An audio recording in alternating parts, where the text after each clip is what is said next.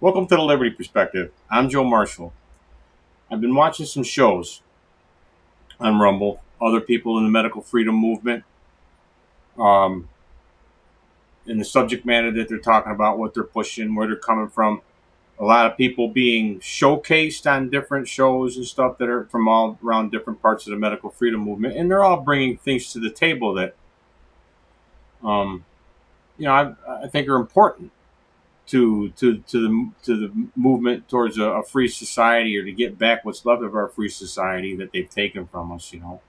But I'm not. What I'm looking for when I'm watching these shows, along with the information that they're bringing me to help me push information out to you or to the people who are interested in fighting for liberty for not just us, but our children and grandchildren.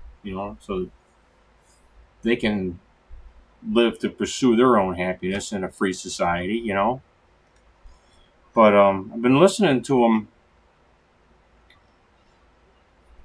to see if they're going to explain to me and clarify for me what does the freedom in the medical freedom movement stand for.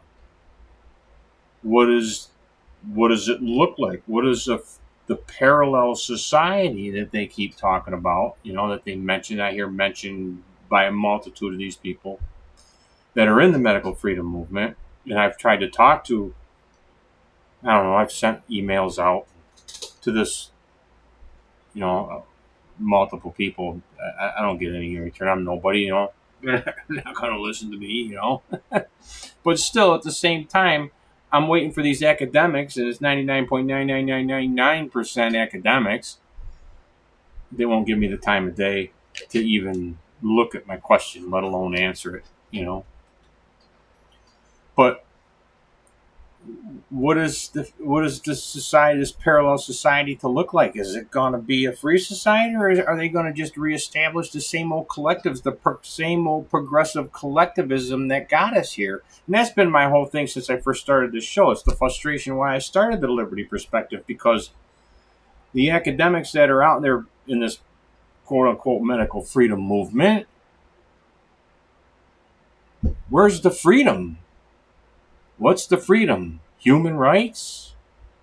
I hear a lot of them talk about human rights in the context of human rights, but again, I've watching some of the shows, and I had a chance to watch a couple shows where they had, bringing some people forward.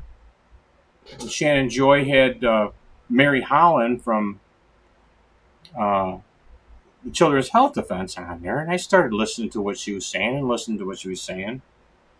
But I know there's other people out there that are questioning some of the same people that I've been questioning. I'm bringing up to the fact that a lot of these people, not most, but a lot of these people, and a growing number, are becoming exposed as collectivists, full-blown progressive collectivists, pushing a full-blown progressive collectivist cure for the problems that their progressive collectivism got us into with this.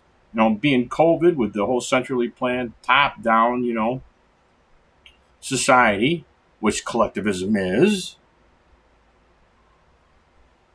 A lot of them are surprised at how did my progressive collectivism get us here to this progressive collectivist state that we're in. Totalitarian progressive collectivist state where they're telling me that I don't have a right not to wear a mask, and I don't have a right not to take the jab.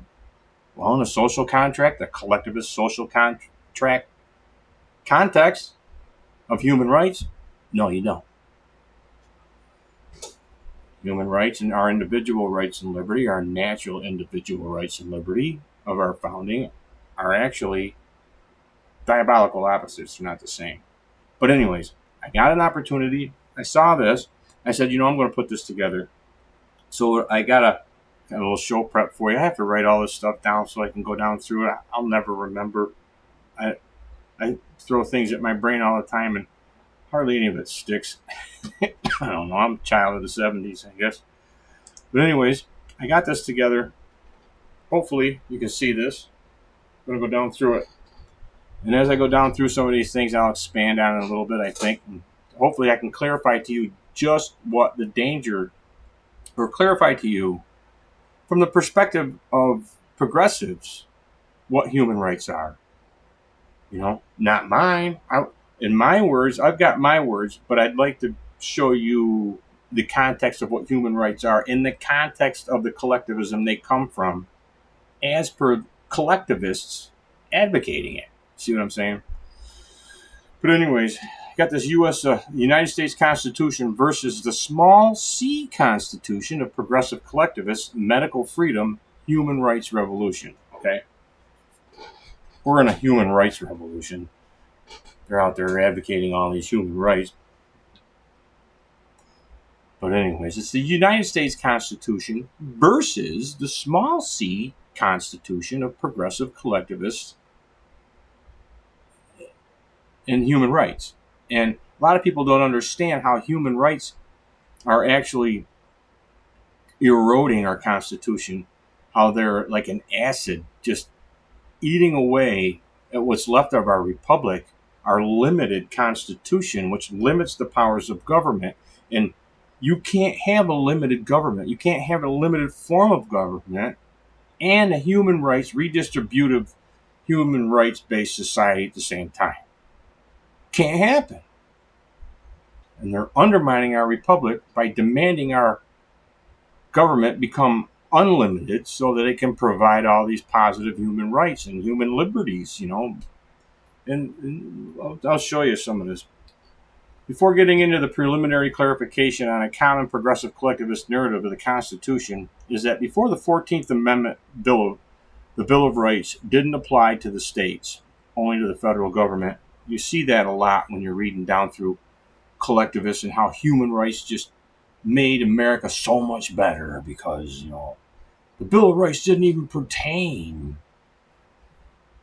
to the states or anybody else. It only pertained to the federal government until the 14th Amendment. You know what I mean? But, and I wanted to kind of show you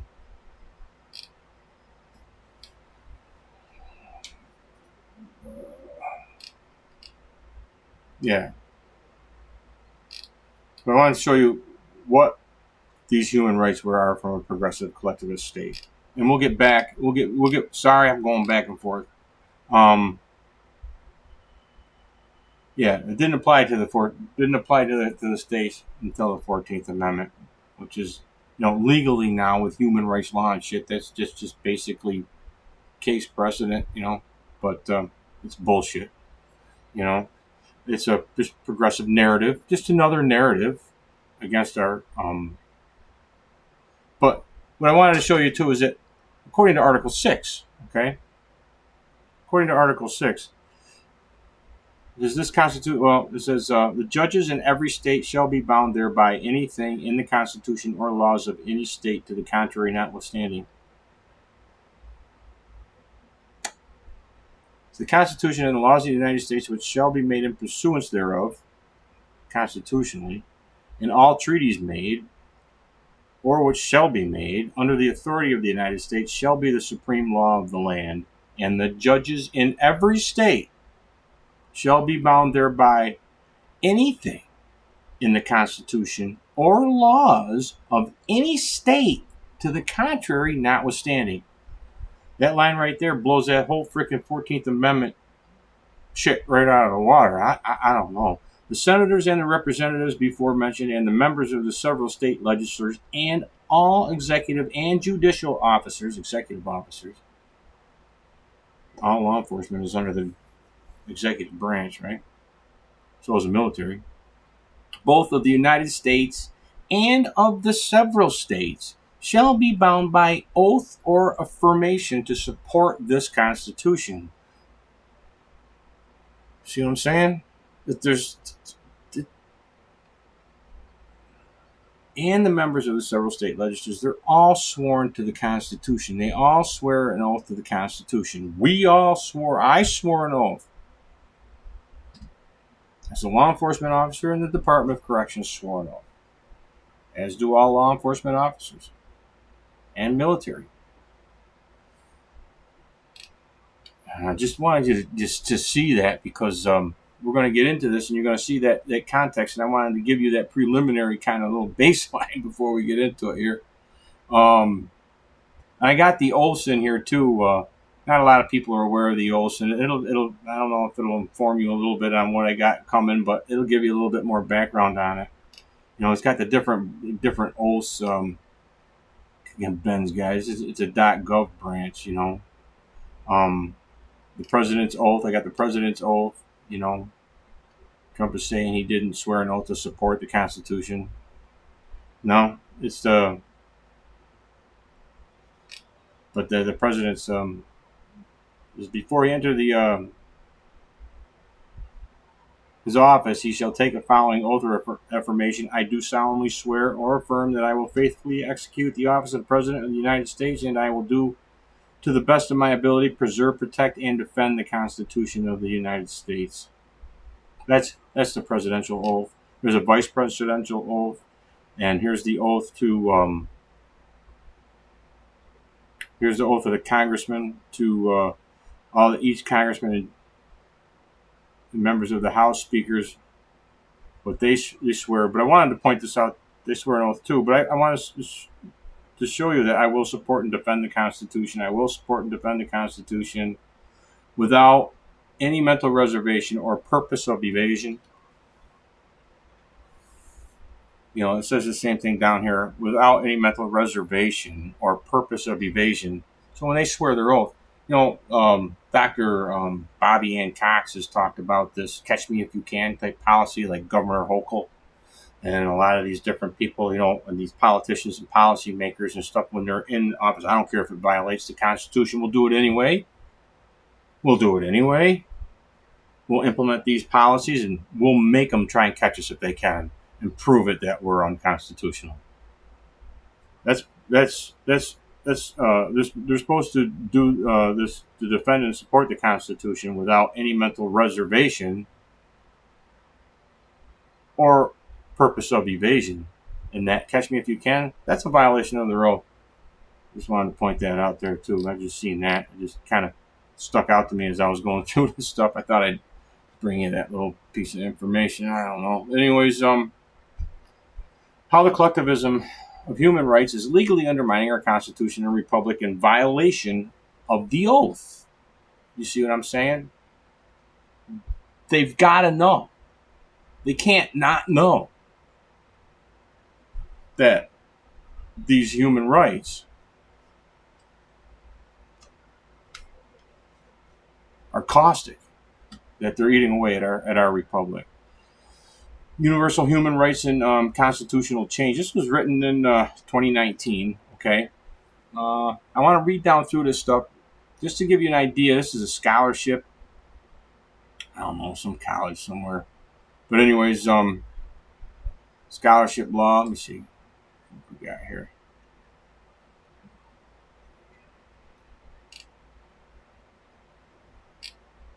Yeah. Scholarship law. EDU, I don't know. I don't recognize it. But anyways, this article identifies 68 discrete rights that are included in both the Universal Declaration of Human Rights and the Comparative Constitutions Project database. Comparative Constitutions Project.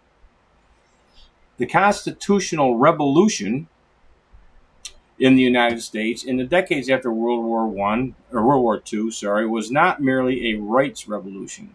It also entailed a radical change in the division of regulatory authority between the states and the federal government.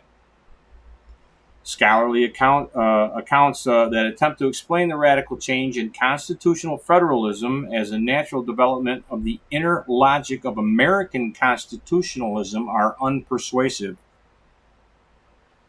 You don't have to take it from me, a guy who's been a defender, people like me, defenders of our Constitution, defenders of our Republic. Here's a progressive, a full-blown progressive right here telling you that the arguments saying that we're wrong are unpersuasive.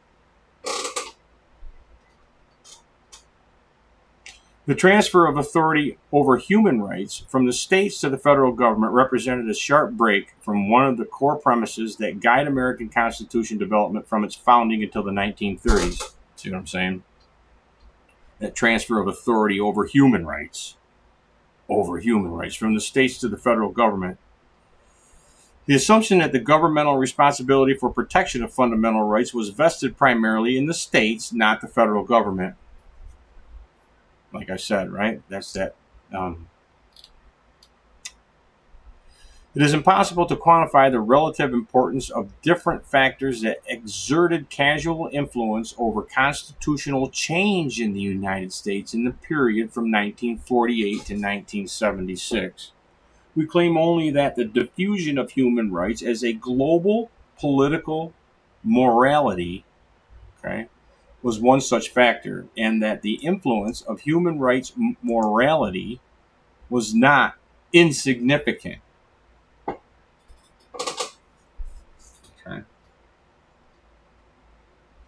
And that the influence of human rights morality was not insignificant. Of course it wasn't. But anyways, the other thing I want you to take a look at here while I'm reading down through this is I got, keywords.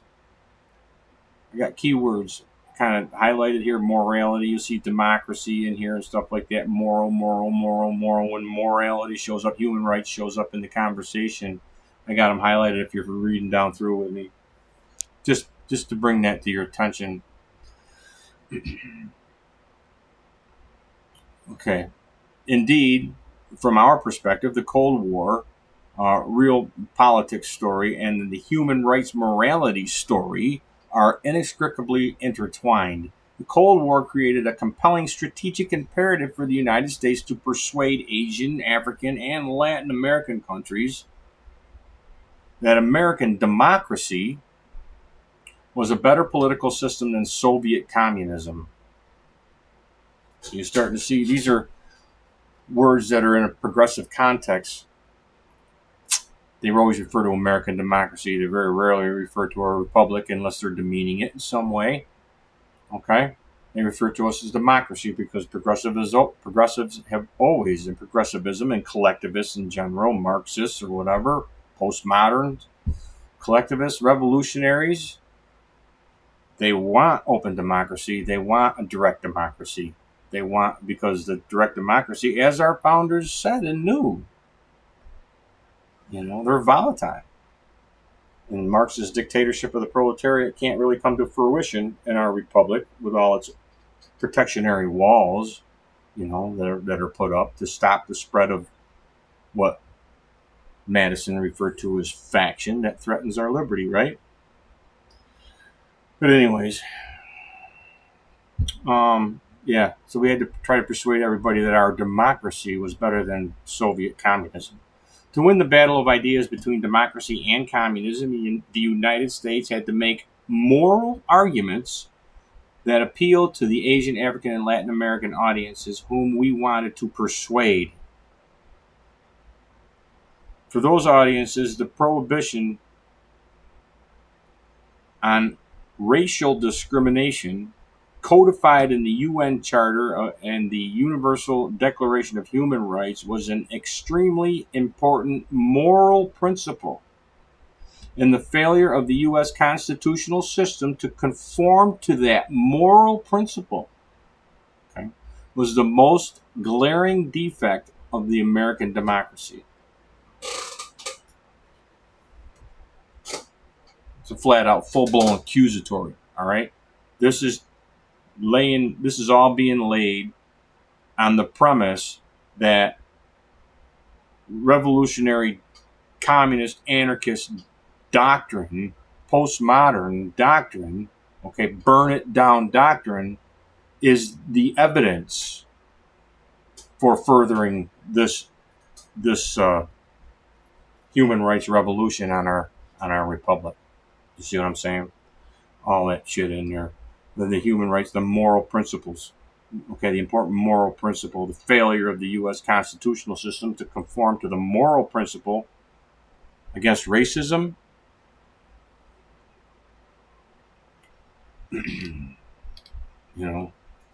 That's the progressive accusatory. Our Constitution never allowed for slavery.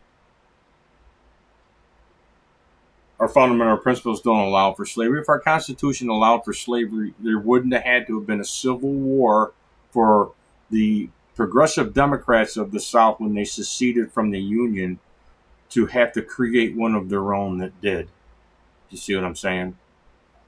Our whole founding principles, the Constitution, you know, never said Dred Scott didn't have the rights or black people didn't have the rights. That was a progressive judicial supremacy ruling that basically pushed us to civil war, pushed us into civil war, and helped lead up to the Civil War anyways. But, that's a whole other argument in itself, but I could tell you it's bullshit. It's bullshit. To win the battle of ideas between democracy and communism, the United States had to make moral arguments that appealed to the Asians and African, Latin American audience, whom we wanted to persuade for those audiences the prohibition on racial discrimination. That, of course, the human rights, the morality of the human rights codifies, and the failure of the U.S. constitutional system to conform to that moral principle was the most glaring defect of our democracy. Therefore, the moral human rights argument for ending racial segregation and strategic Cold War argument for ending segregations were mutually reinforcing. The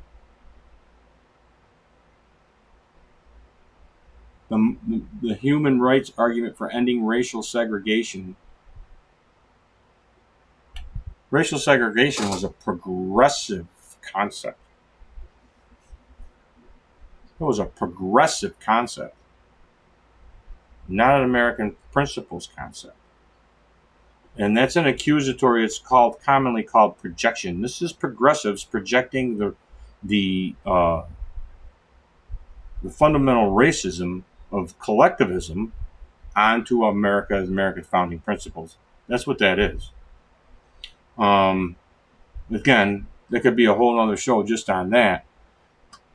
Therefore, the moral human rights argument for ending racial segregation, a progressive concept, and the strategic Cold War argument for ending segregation were mutually reinforcing. The United States had to incorporate the morality of human rights into constitutional doctrine to be able to make a convincing case that American democracy was better than Soviet communism.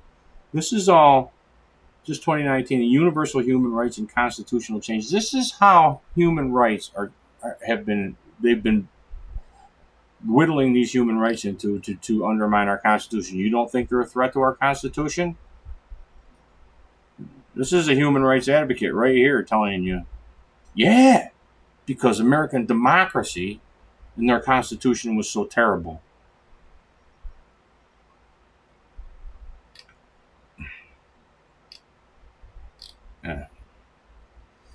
Supreme Court decisions in the first decade of this century provoked strong resistance to citation of foreign and international sources in U.S. judicial decisions. Well, yeah, right? Yeah, good. Human rights are an international concept, an international world socialist concept. Why would we want that? You know what I mean? Our account of constitutional change in the decades after World War II suggests that I don't know if you can read this, the purple on your screen or not. I'm sorry if you can't, but I just wanted to highlight this is very important, and I'll read it to you. It says, beginning, our account of the constitutional change in the decade after World War II suggests that the judges and legislatures who want to insulate federal constitutional jurisprudence from the foreign and international influence are acting about 50 years too late. This was written in 2019. They are trying to close the barn door long after the foreign horses have entered. Indeed, the foreign horses are so thoroughly intermixed with the domestic horses that it's no longer meaningful to distinguish between foreign and domestic influences on federal constitutional law. So they're saying, your Constitution is now international. It's foreign law. It's international law. It's human rights law. We'll deal with it.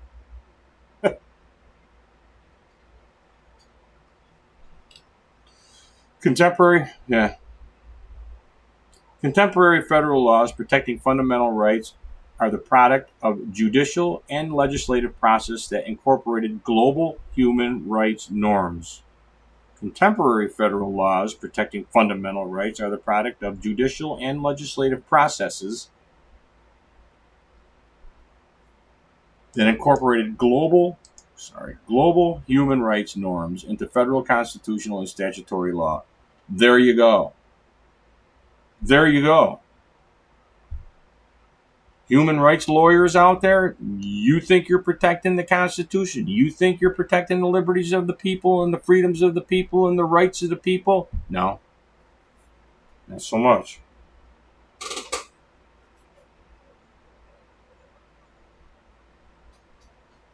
Not so much. Finally, our story has important lessons for the U.S. citizens about the nature of American constitutional identity. Many Americans believe that our national identity is inextricably linked to the Constitution. Our limited form of government, our republic, our free society that results in it, our individual rights, liberty, and freedom are protected, right?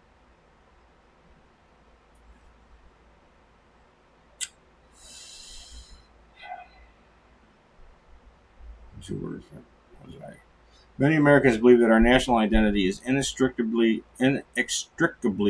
linked to the Constitution. Our fealty to the Constitution is an important part of what binds us together as a nation. However, the Constitution, small c, that commands the loyalty of most Americans is not the text adopted in the 18th century, a document that authorized slavery and denied women to the right to vote.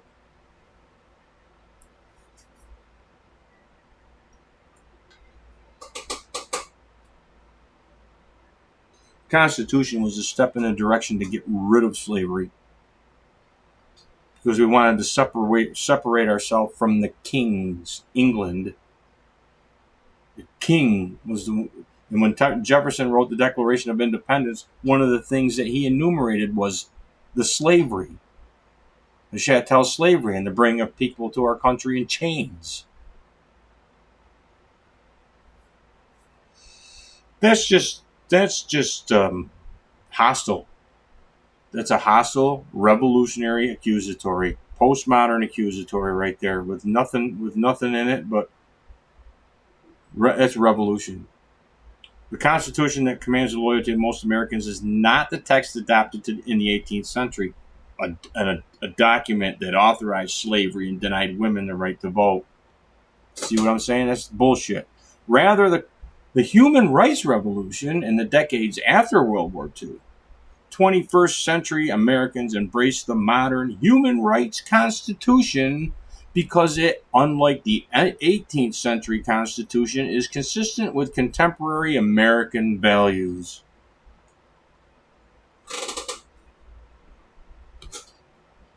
We're all collectivists now. But this is one of the things that, as I said before in all my shows, the collectivist mindset, it's been a revolution for the past 150 years. And since we used to have a rugged individualism, free individual freedom, liberty, pursuit of happiness, free society, limited government, get the hell out of our way, man. Just our society is the product of a free and enterprising people. Now, with this, as you'll see, as we get to learn a little bit more about what that human rights morality actually is, you'll see that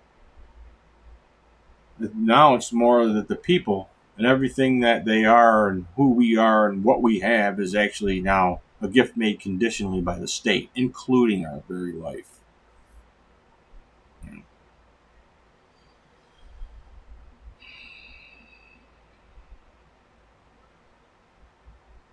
I'll read that again. The Constitution, small c, that commands the loyalty of most Americans is not the text adopted in the 18th century, a document that authorized slavery and denied women the right to vote.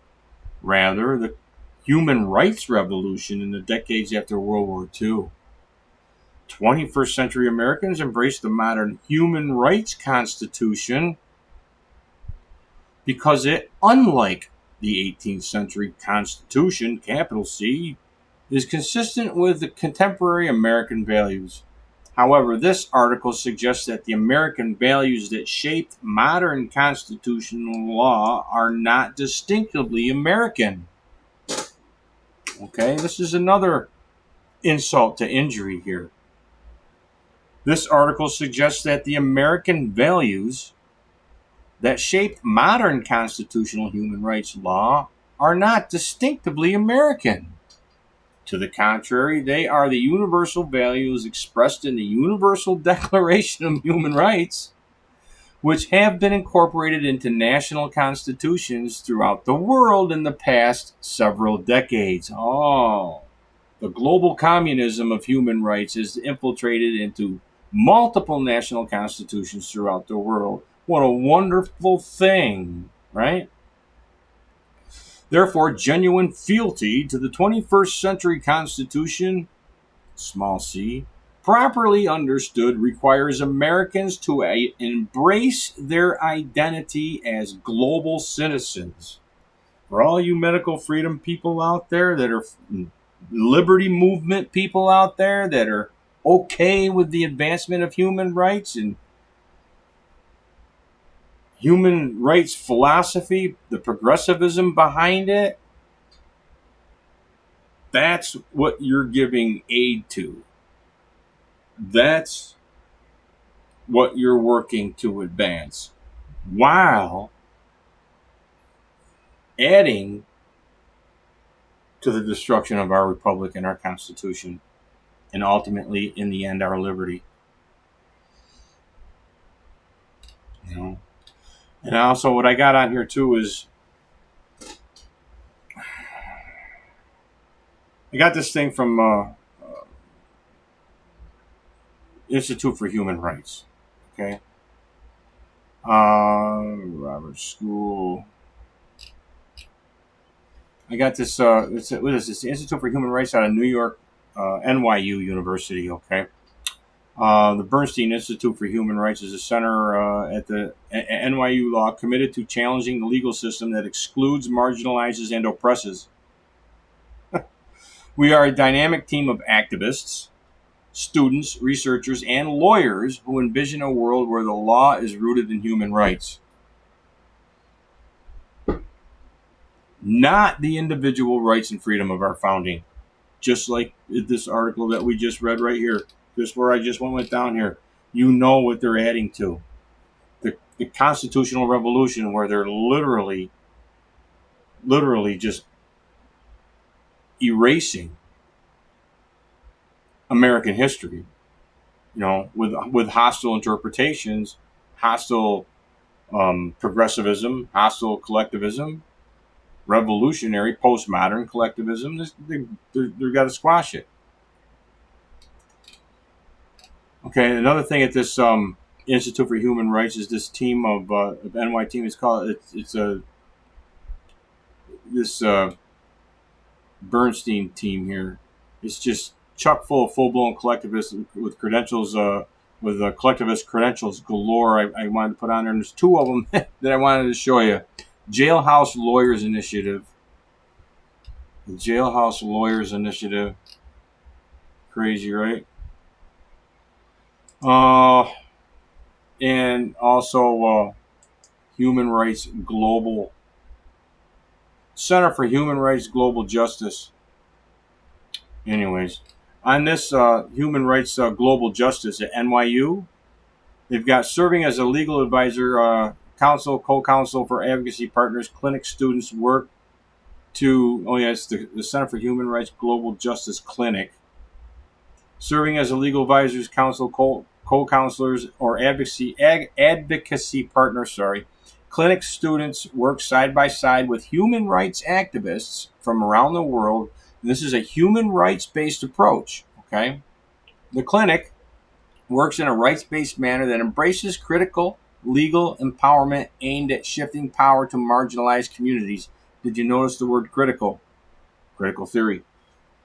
Okay, critical theory, critical race theory, it's all in there. Embraces critical legal empowerment aimed at shifting power to marginalized communities, whoever they say is marginalized.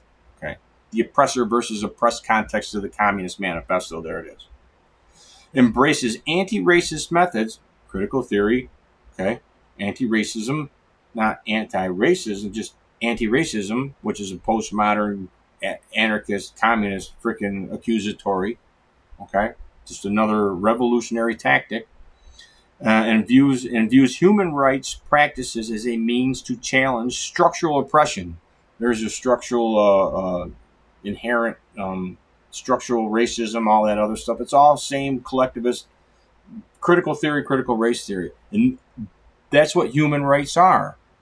Oh, well, your old system produces, your constitution allows for all this crazy freaking racism and structural racism, and you know, human rights is going to save the day. Collectivism is going to save the day. World communism is going to save the day. Boy, man, you know, if we were only communists, we wouldn't have climate change. If we were only communists, there'd be no racism. If we were only communists, you know, we would all got the jab, and there would be no more freaking such thing as COVID ever again in the history of the world. If we were only all communists. The same bring us down here is the same as the same Institute for Human Rights coming out of NYU. Okay, they had a judicial seminar on international human rights law. All right. In 2015, the Bernstein Institute for Human Rights and Columbia's Human Rights Institute have co-sponsored an annual judicial seminar on international human rights law. International human rights law. Under different auspices, the seminar has existed since 1982 and has included over 300 appellate and district court judges, as well as 5 members of the U.S. Supreme Court. Didn't they all swear an oath to the Constitution? And they're involved in this constitutional revolution of human rights to take over our constitutional republic, right? Here, they're saying since 2015, under the auspices of the seminar, has existed since 1982 and has included over 300 appellate and district court judges, as well as 5 members of the U.S. Supreme Court. Wow. With its distinguished history and stellar human rights faculty, the seminar brings together federal judges from across the country and covers topics ranging from foundational interpretational human rights laws, okay, to contemporary explorations of the European Court of Human Rights and the Inter-American Human Rights System, and sessions on torture, aka the progressive halt legislation, right, for in criminal justice reform, disappearances, extraordinary rendition, refugee law, and law of armed conflict. Judges' responses to the judicial seminar have been glowing, praising the spectacular faculty and excellent presentations, and calling this weekend's transformative, outstanding, thought-provoking, and good for the judicial soul. This is all judges who have sworn an oath to our Constitution to support or preserve, protect, and defend, or swore an oath to uphold the Constitution. Maybe not in those words. We'll go back here. Let's see what their judicial freaking. I got it. Close your eyes. Judicial Supreme Court. I do solemnly swear or affirm that I will administer justice without respect to persons, and do equal right to the poor and the rich, and that I will faithfully and impartially discharge the performance of the duties incumbent on me under the Constitution and laws of the United States, so help me God. Under the Constitution. So there's nothing about preserve, protect, and defend in there about the judges, at least that I can see. I don't know. But anyways, we'll get down through here. We see this right here that all these judges are just thinking, oh, this is a grand old freaking, this human rights shit is taking over our freaking Constitution is just wonderful. All this collectivism just freaking taking over our Constitution, just great. You got expert presenters in here. You got all these guys in here. They're all human and constitutional rights person, international law people.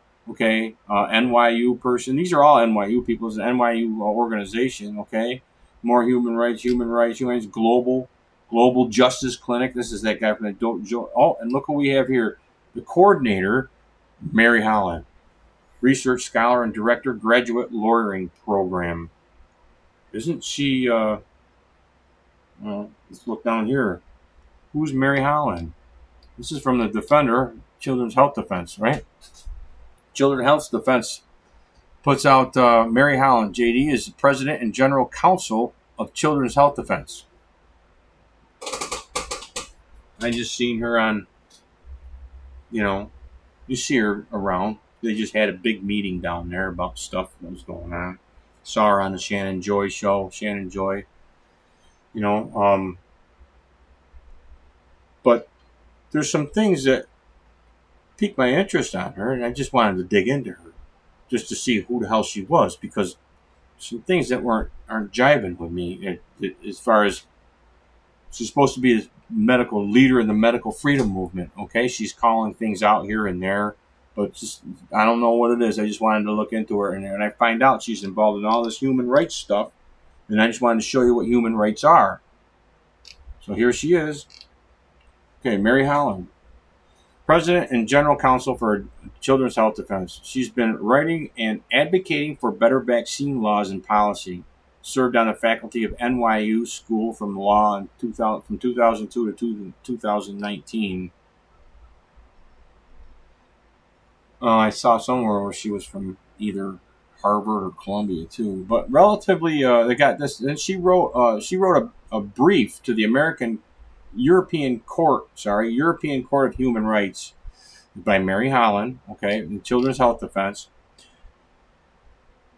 This is a Children's Health Defense brief written by her. Relatively few Americans realize that lawsuits related to human rights in Europe can ultimately be heard in international court. Well, if you follow the philosophy through, all human rights laws can be held in international court under the Universal Declaration of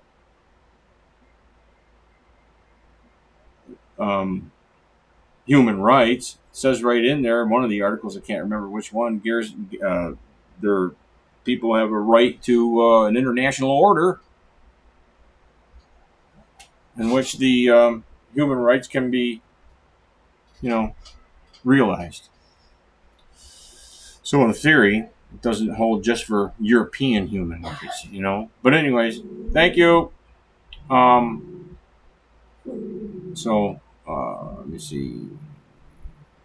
Sorry, P. It's my dog growling at me, telling me I've been doing this for an hour already. I'm sorry, P. Baby, you're up here. Here you go, baby.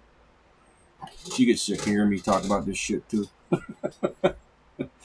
But anyways, okay. People must first file cases regarding individual rights in their home countries and blah, blah, blah, blah. Children's Health Defense strongly supports the rights of individuals to make voluntary choices regarding vaccines. Children's Health Defense brief cites the Nuremberg Code and the 2005 UNESCO Declaration on Bioethics and Human Rights. Why would they cite UNESCO? I was wondering the same thing. I mean, that's what I was wondering. What the hell are they getting out of? But anyways, I got this star down here. We'll get to that in a second. Okay, February 28th, 2020, she wrote a request for amicus, third-party intervention, Mary Holland, General Counsel and Vice Chair of Children's Health Defense. Okay, quote, vaccines are pharmacological preparations capable of providing the body with acquired active immunity. Okay, medical freedom movement. We're up against a freaking massive public-private partnership pushing the narrative of pathogenic viruses or whatever, which we need all these vaccines for. And she's saying vaccines are for pharmaceutical preparations capable of providing the body with acquired active immunity by stimulating the production of antibodies against certain pathogens. So she's pushing the narrative right out of the gate. She's pushing the narrative. Yeah, all this, but, they can and do provide immunity in some individuals, but they are also known to be ineffective in some and cause injury and death in some. Compulsory vaccination violates fundamental human rights.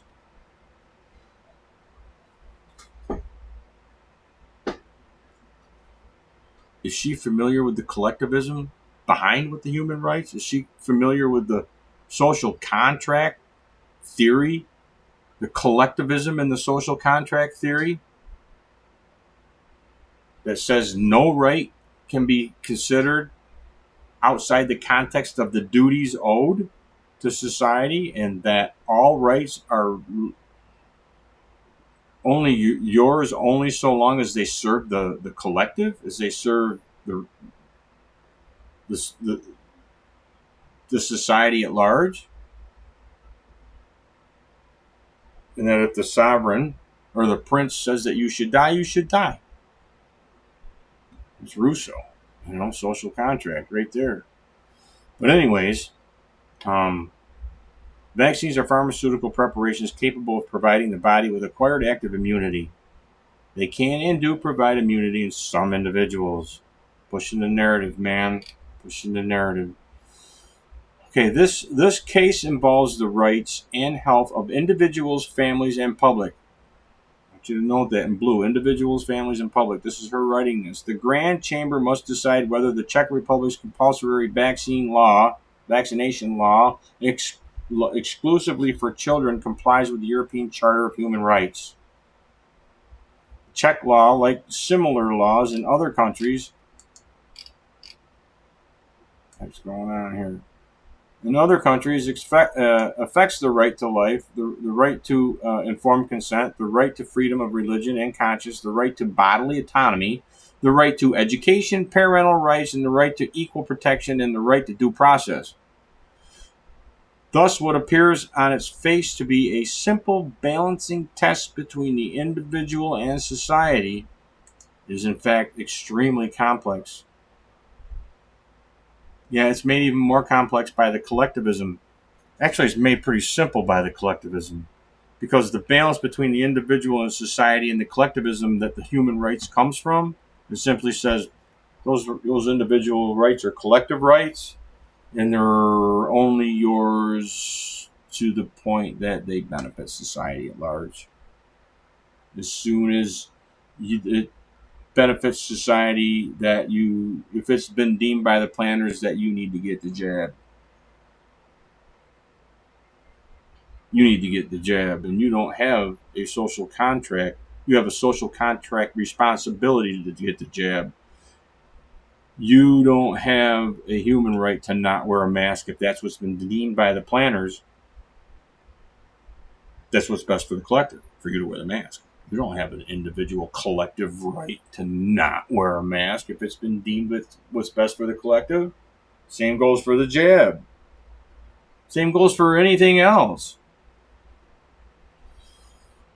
Yet they play all these freaking games in here, making you think, oh, how wonderful freaking human rights are. They get you to see human rights are the synthesis between our freaking real freedom and real rights and full-blown communism. Okay? Well, you give up your freaking individual rights and your liberty, okay, for the synthesis, the fucking thing is in the middle, which means you basically compromised everything already, and now you're going to fight for these freaking human rights over the full-blown communism than they actually really are in the end anyways.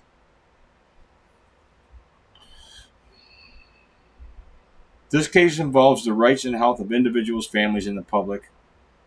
What appears to be a simple balancing test between the individual and society is in fact extremely complex.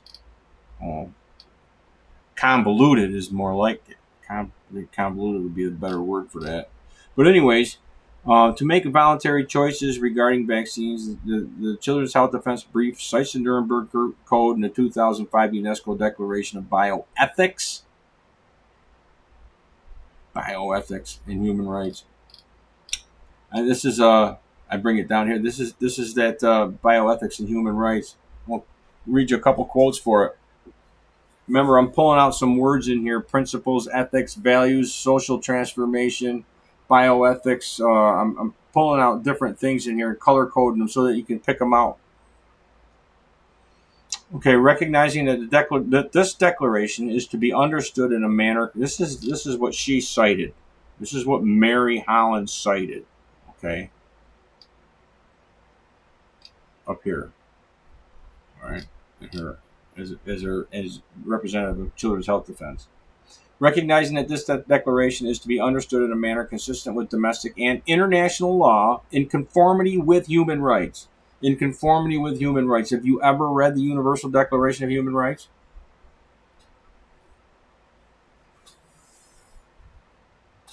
You can't know what that sentence means unless you've read the United States or the Universal Declaration of Human Rights.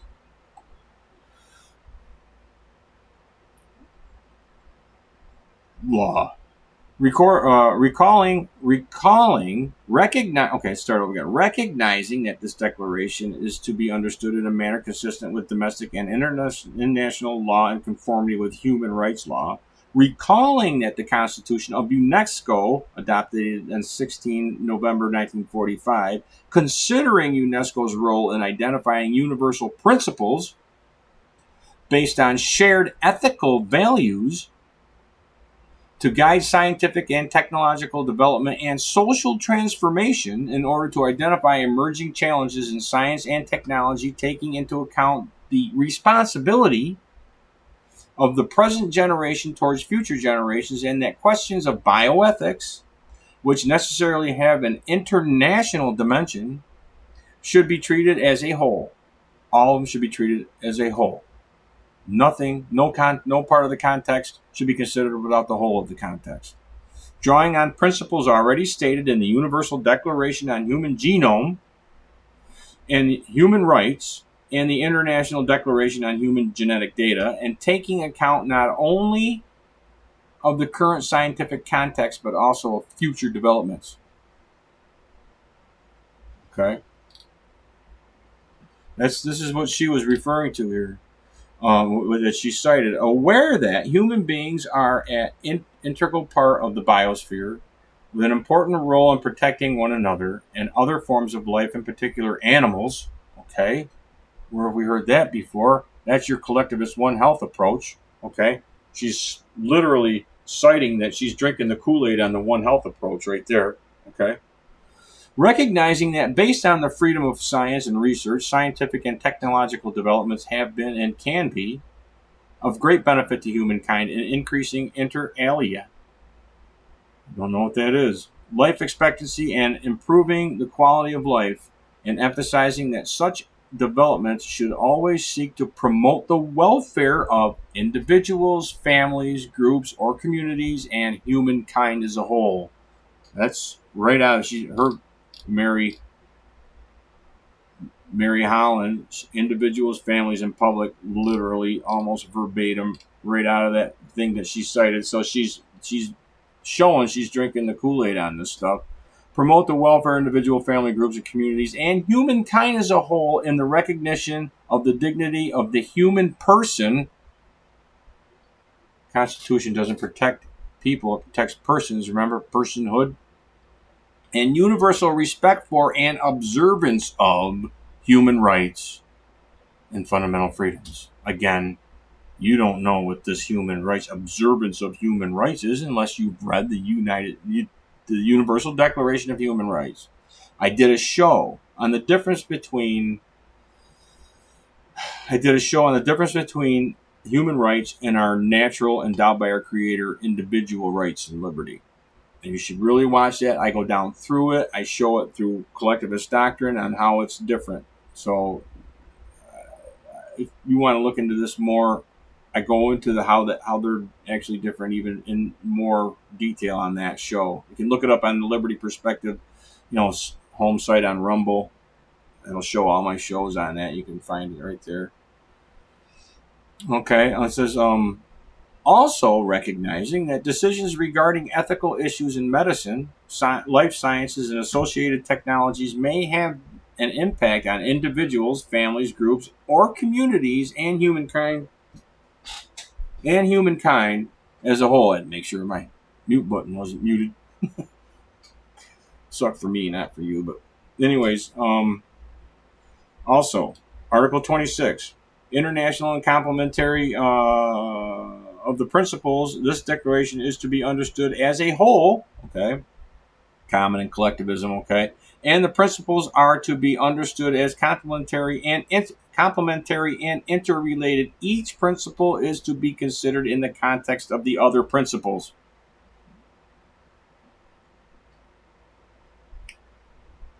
Okay, as appropriate and relevant in the circumstances.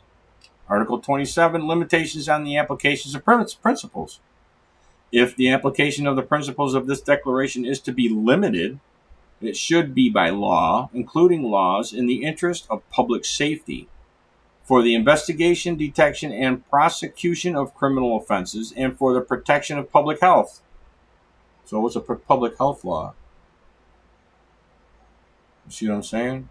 For the protection of the rights and freedoms of others. In other words, you don't have a right not to wear a mask because you have a responsibility to the collective, to protect the others, to protect your grandmother, to protect your grandchildren, to protect whoever. You have a social contract responsibility to that. That's all in the collectivism. And that collectivism actually negates your argument, legal or not, philosophically negates your argument. But, they live in their own freaking world. But anyways, any such law needs to be consistent with international human rights law.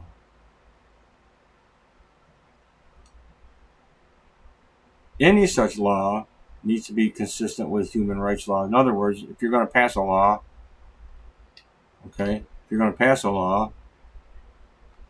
that's going to limit one of these rights, it has to be consistent with international law. So in other words, there it is. That's your international jurisdiction, international supremacy over domestic human rights laws. And we've got human rights laws. We've got human rights like that article I just showed at the beginning. They're saying basically our whole constitution is a human rights law constitution now. If that's to be taken as a legal precedent, then the Constitution don't mean jack shit as far as sovereignty goes. See what I'm saying? But anyways, I wanted to point this out here, that this one,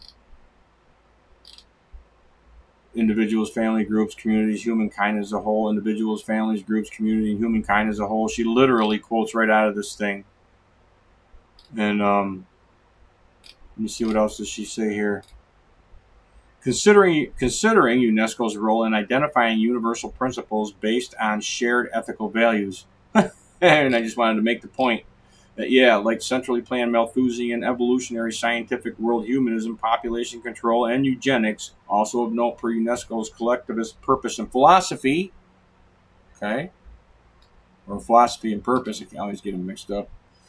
And they're under this general rules is that the human individual is quite strictly meaningless in isolation. He only acquires significance in relation to some sort of form of society. You have no value outside the collective. So you have no individual rights that don't serve the collective.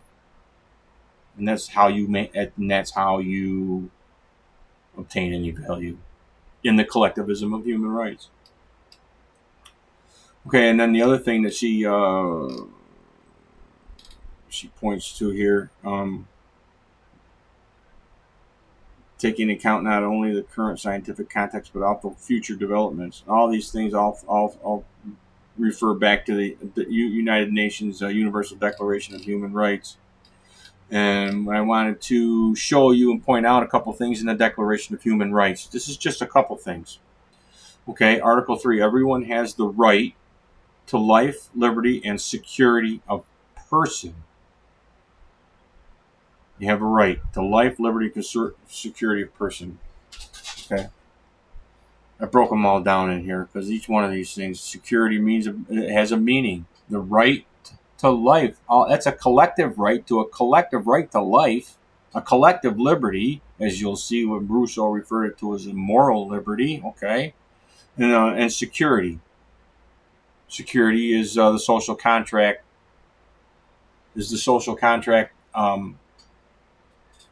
And that the government provides in return for your mutual surrender of your natural rights and liberty, for the moral liberty of collectivism. Then in return, you'll get the security promised by the state if you're a legal person. Okay. Article 28. Everyone is entitled to a social and international order, which is the Declaration of Human Rights, like I was telling you, in which the rights and freedoms set forth in this declaration can be fully realized. See what I'm saying? You talk human rights, you got human rights law, they're meaningless outside, because everything has to be taken in the context as a whole, together with Declaration of Human Rights. Everyone's entitled to a social and international order in which the rights and freedoms set forth in this declaration can be fully realized. Article 29, everyone has duties to the community, in which alone the free and full development of his personality is possible. Now, in that show that I told you that I did, where I do the difference between our natural individual rights and liberty and human rights, I break that down for you is so that personality is basically the measure of your compliance and submission to your designation as a cog in the wheel of the collective or human organism. Okay? Everyone has duties to the community in which alone the free and full development of his personality is possible. In the exercise of his rights and freedoms, everyone shall be subject only to such limitations as are determined by law, again, solely for the purpose of securing due recognition and respect for the rights and freedoms of others. So I'm saying, you have to wear the mask. We're going to take away your individual collective right to not wear a mask because of the concern for the rights of the greater good, the common good, the collective society. See what I'm saying?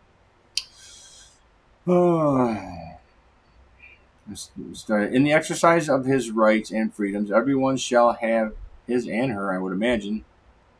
Everyone shall be subject only to such limitations as are determined by law, solely for the purpose of securing due recognition and respect for the rights and freedoms of others, and of meeting the just requirements of morality, public order, and the general welfare in a democratic society. Public order. Public order is not the rule of law that we had in our founding republic. Order and rule of law are two different things. Order is top-down, central planning, compliance in the statics and dynamics of society. Okay, and then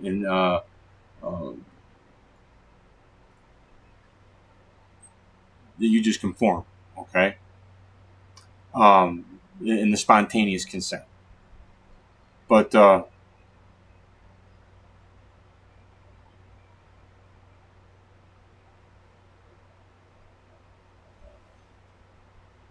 general welfare and democratic, forgot what I was going to say. I don't know. Everyone has the rights and duties of the community in which alone the free and full development of his personality is possible. In the exercise of his rights and freedoms, everyone shall be subject only to such limitations as are determined by law, for the purpose of securing due recognition and respect for the rights and freedoms of others. That's where I was going.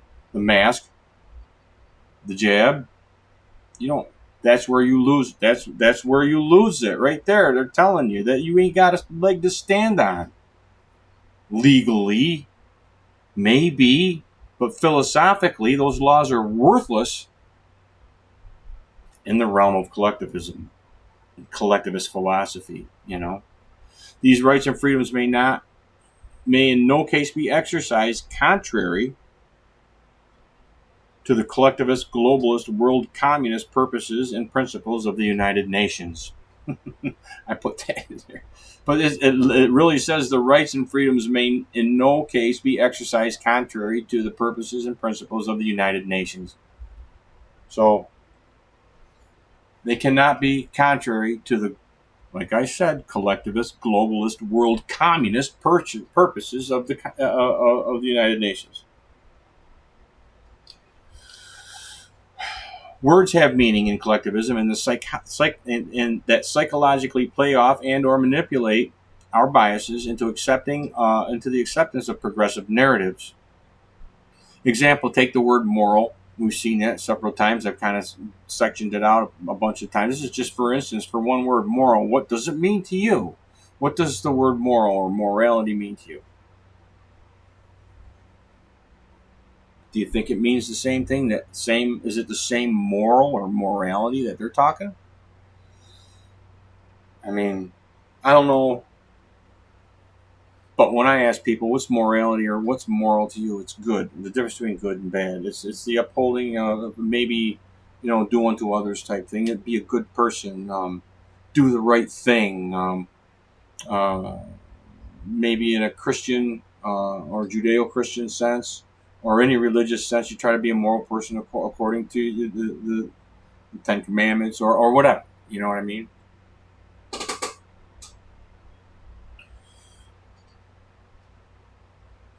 What does it mean to you? Well, I'm going to delve into this a little bit and try to get you the meat and show you what the meaning of that morality is in the context of the collectivism from which these people are all speaking. And you can find out for yourself what the difference is. Fundamental to collectivism, constituting both United Nations and human rights, the personality, morality, virtue, order, general welfare, and or value of any kind implicit to the whole of them all is probably not what you think it is. And these aren't just the only ones. These are just a few that I've seen popping out to my attention and just what we've been reading. Now, and this guy here, Edward Youngkins, okay, he wrote this thing called Philosophical Enemies of Free Society, and I think I haven't seen it put it better anywhere. That explains to you the philosophy and how these things play in the philosophy from which they come in this whole enlightenment, this post French Revolution enlightenment, quote unquote. Okay, and I'll just read some of this for you. Okay. For Plato, we never really see a man. We only see individual men. All men make up one unity, in that no one person is an autonomous entity. There's your collectivism. Right off the bat, that's collectivism. We don't see a man. There's no such thing as a man. We only see individual men. One of the collective of men. All men make up one unity. No one person is autonomous. Nobody is autonomous. That's a collectivist fundamental reality. And if you can keep that and everything else that you read coming out of collectivism, to understand that the individual doesn't exist. The individual is meaningless without the collective. Okay? This leads to Plato's advocacy of a life of self-sacrificial service to the community, the standard of value in society. So when you see the word value in collectivist, that's where you're coming from. Goes back to Plato. The whole concept of a centrally planned society goes back to Plato, and what is just and what is justice, and it can't happen until it's only in the enforcement of law. It's a force to be free. That's where Rousseau gets his force to be free thing, because nothing can happen outside the context. You can't have justice unless it's in the aftermath of the enforcement of a law that tells somebody you can't do something, and then you don't do it because it's against the law. Then the aftermath of that is justice. Okay. through his efforts to extinguish his individuality, each person will become one with the community and live only to serve its welfare. Okay? To live only to serve the collective's welfare. Plato envisages an omnipotent or omnipotent state that is more real than the individuals who live within it. Okay? The omnipotent state is more real than the individuals who live in it, a state that is to be ruled by a special elite of philosophers who have the ability to escape the world of sense experience and rise to the contemplation of universal ideas. Okay? For Plato, the criteria of morality, right, is the interest of the state, and the good life is one of selfishness and reunification. Renunciation. Sorry, my eyes. The criteria of morality is the interest of the state, and the good life is one of selfishness and renunciation. Not only should a man shun the pleasures of the sense world in the name of loyalty to a higher dimension, he should also deny his individuality in the name of unity and with the collective. Deny his individuality in the name of unity with the collective. This is fundamental collectivism. I wanted to show you what morality is in collectivist doctrine. And I'm not the only one who's seen it. I'm not the only one that's out there. This guy wrote this. I don't know, he wrote it a while back, but this is what he's showing you. Kant's, okay, another progressive icon, another progressive enlightenment icon, okay? Kant's social subjectivism held that it is the consciousness of mankind taken as a whole group rather than the consciousness of the individual that creates the world of appearances. The mental structure that is common to all persons is superior to the idiosyncratic knowledge of a given individual. The mental structure that's common to all persons is superior to that of the knowledge of the individual.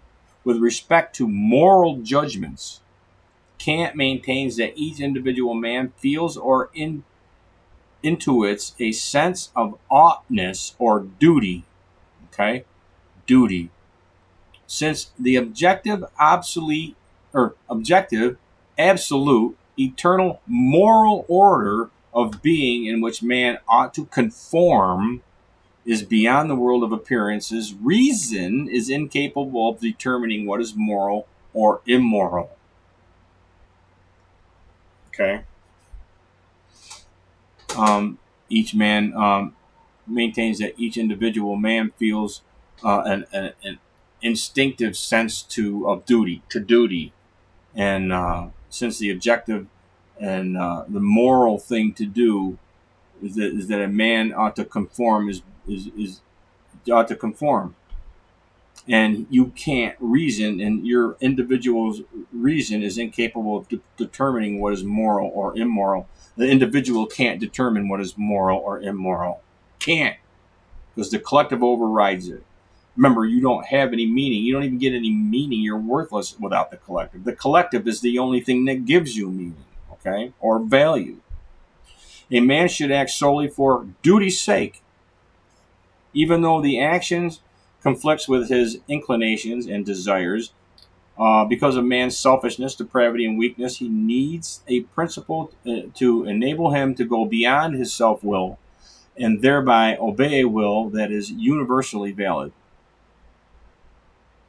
A man should act solely for duty's sake, even though the action conflicts with his inclinations and desires. Because a man's selfishness, depravity, and weakness, he needs a principle to enable him to go beyond his self-will and thereby obey a will that is universally valid. Oh, Jesus, just imagine if the slave masters can talk their slaves into believing that shit, right? Right? Such a principle, the categorical imperative, demands that a man behave in a certain way, i.e., from a sense of duty, regardless of his desires, in spite of his desires, okay, or inclinations. Freedom, for Kant, means self-regulation, the opportunity to act according to universal law. And the universal law is the general will, okay.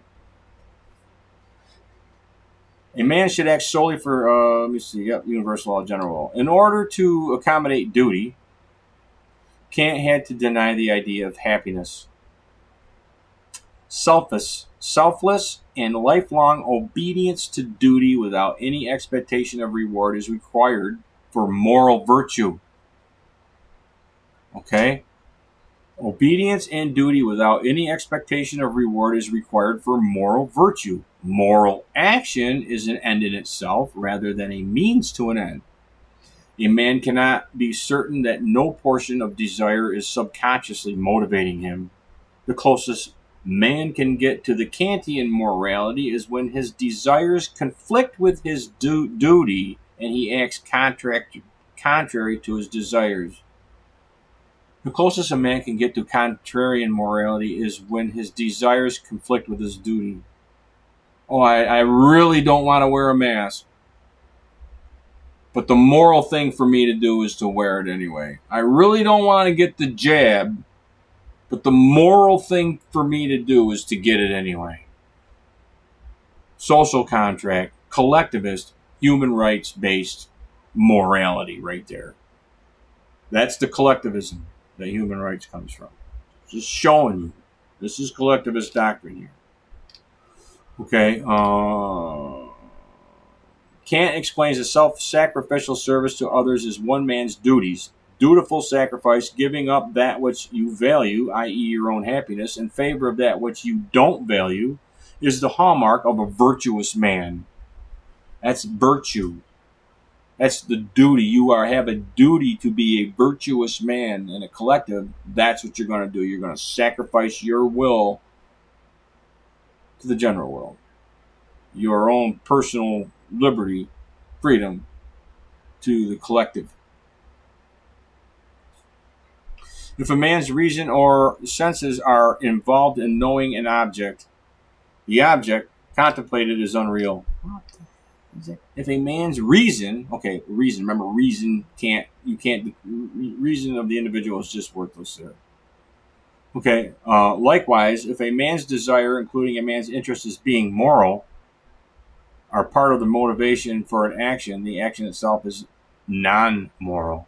If the man's desires, including a man's interest in being moral, so in other words, the only way you can be more moral is if you want to be moral and you think it's the moral thing to do and you do it because you think it's moral, you got to really, really not want to do it. Because if you're just doing it to be moral, then it's not good enough. Not good enough. It's got to be something that you just you don't want to die, but you got to die for the benefit of the collective.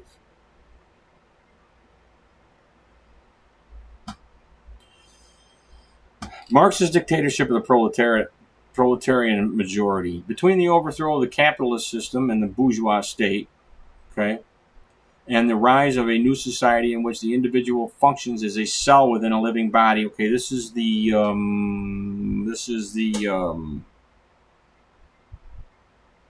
whole organism thing. Okay, Marx calls for the interim rule of the dictatorship of the proletariat. During this proletarian stage of socialism, the proletarian majority will use the state in behalf of the overwhelming masses of the people. After capitalism has been conquered, there will be no further need for the state, supposedly. Marx contends that soon this form of state will itself disappear as selfishness, force, and coercion banished from the human relations. Yeah, good luck with that one. Pragmatism. It's another progressivism. I did a show on pragmatism too. Okay, American pragmatism represents an activist development of Kant and Hegel's idealism as a theory. Hegel's another Enlightenment icon. Okay, collectivist progressive Enlightenment icon. Okay, American pragmatism represents an activist. That's an American progressive concept. Dewey and I think William James. Represents an activist development of Kant and Hegel's idealism as a theory of mutable truth. Pragmatism claims that ideas are true insofar as they are useful. Is the truth that all these medical doctors and lawyers and academics that are involved in the medical freedom are full-blown collectivists? A useful truth? Is it useful? If it's not useful for whatever the agenda is, then it's not a truth, right? The American pragmatism represents an activist as a theory of mutable truth. Okay. Pragmatism claims that the ideas are true insofar as they are useful in a specific situation. What works today in one case may not work tomorrow in another. Of course, as everything is as per the planners, as per the needs of the planners, relative to how they perceive the need to be today. Tomorrow it can change. The standard of moral truth is expediency. We have a moral truth in pragmatism too. Hegel's idealism, we have a moral truth, and it's expediency. Ethical, okay, ideas are accepted as long as they continue to work. Truth is in what works. According to Dewey's social pragmatism, what is true is that which works for a society, not for the individual, through the promotion of the public good. Okay? Dewey advocates a relativism, secularized, anti-God form of altruism, living for the sake of others, not for yourself, but for the sake of others, that calls for the sacrificing of oneself to attain the ends of the people of the collective. Okay? In this view, society, rather than the individual, passes moral judgment. What is moral is as determined by the planners and the general will of the collective. Okay. That's what determines what is moral. In the collectivism from which the human rights are born. Okay. Oh, man. Let me see where we were.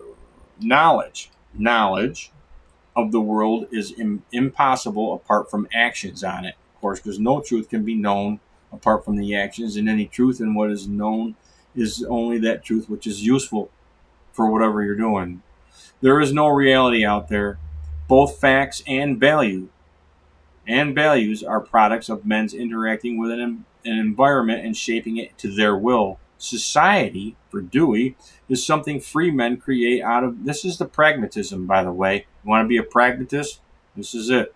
Society, for Dewey, is something free men create out of their intellectual imaginations. An advocate of social malleability, he speaks of men reconstructing what they have experienced in order to impose their own way of thinking and to create whatever reality they want to embrace. However, a man's mind is conditioned by the collective thinking of the people. Here's the trap off. The mind is thus a social phenomenon. Truth is what works for the group. See what I'm saying? You're free to choose your own way of thinking. You're free to choose your own way of thinking. But a man's mind is conditioned by the collective and the thinking of the people around you. So you're free to think. But at the same time, your mind is shaped by the collective. So, what freedom to think is there really in that shit? You know what I mean? It's just crazy. But anyways, yeah, the truth is what works for the group, for the collective, okay? It is participation in the common life, okay, of a democratic society that realizes the freedom of the individual. You have to surrender your natural individual rights and liberty. This is a fundamental, collectivist fundamental. You have to surrender your individual rights and liberty in order to come into society where you get your real freedom. And it's the collective. You don't have any freedom. It's the collective that makes you free, man. You know what I mean? It's society that makes you free. It is participation in the common life of the democratic society that realizes the freedom of the individual and produces growth in him and in society. Democracy expresses the consensus of the collective. Democracy expresses the consensus of the collective. It's mob rule, man. Right? Society is a moral organism with a general will. Each man is to do his duty by adapting himself to the ever-changing views of the group.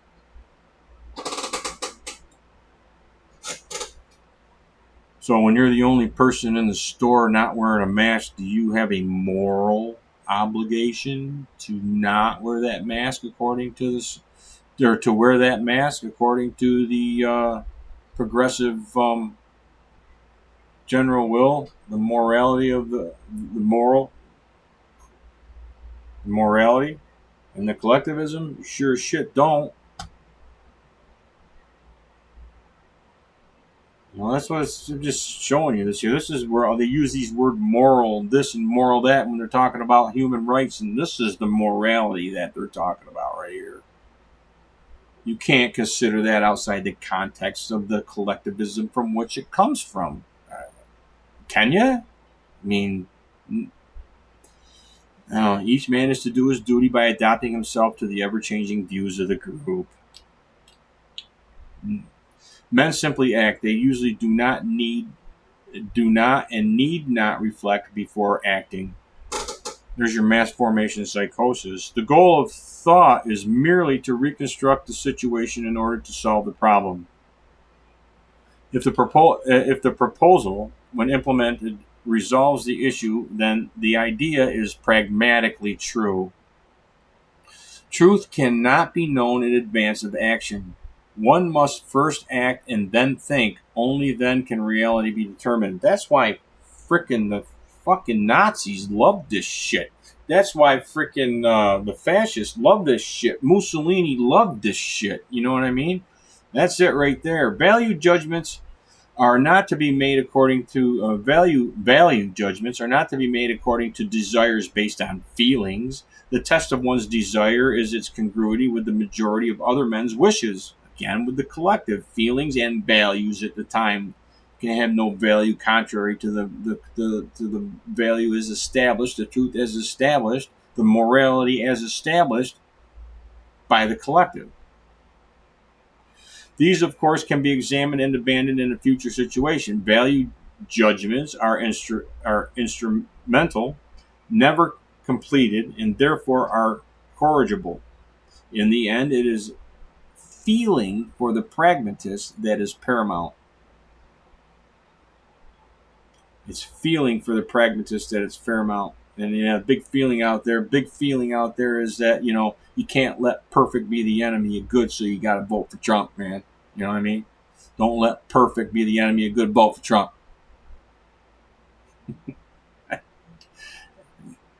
Dewey was primarily concerned with the democratic ideal and its realization in every sphere of life. He advocates education as a way to reconstruct children according to the pragmatist vision of men, child-centered rather than subject-centered education, which is the same thing as critical theory, Paulo Freire's critical theory, pedagogic creed. No. Paulo Freire's Pedagogy of the Oppressed. Pedagogic Creed was Dewey. Pedagogy of the Oppressed was Paulo Freire's, and his was a student-centered rather than teacher-centered.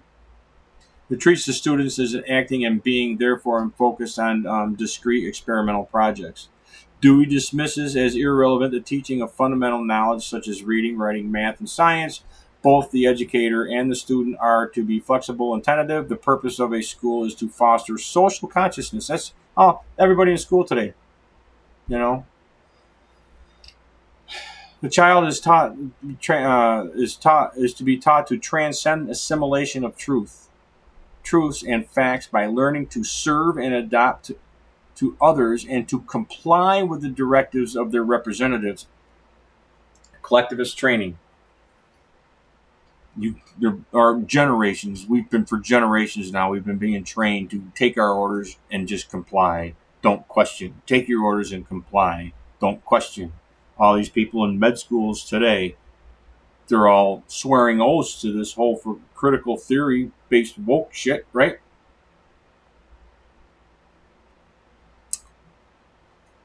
Understand the world the way we're telling you it is. Go out and be an advocate for change the way we're telling you ought to be, the way we're telling you to do it, and just comply.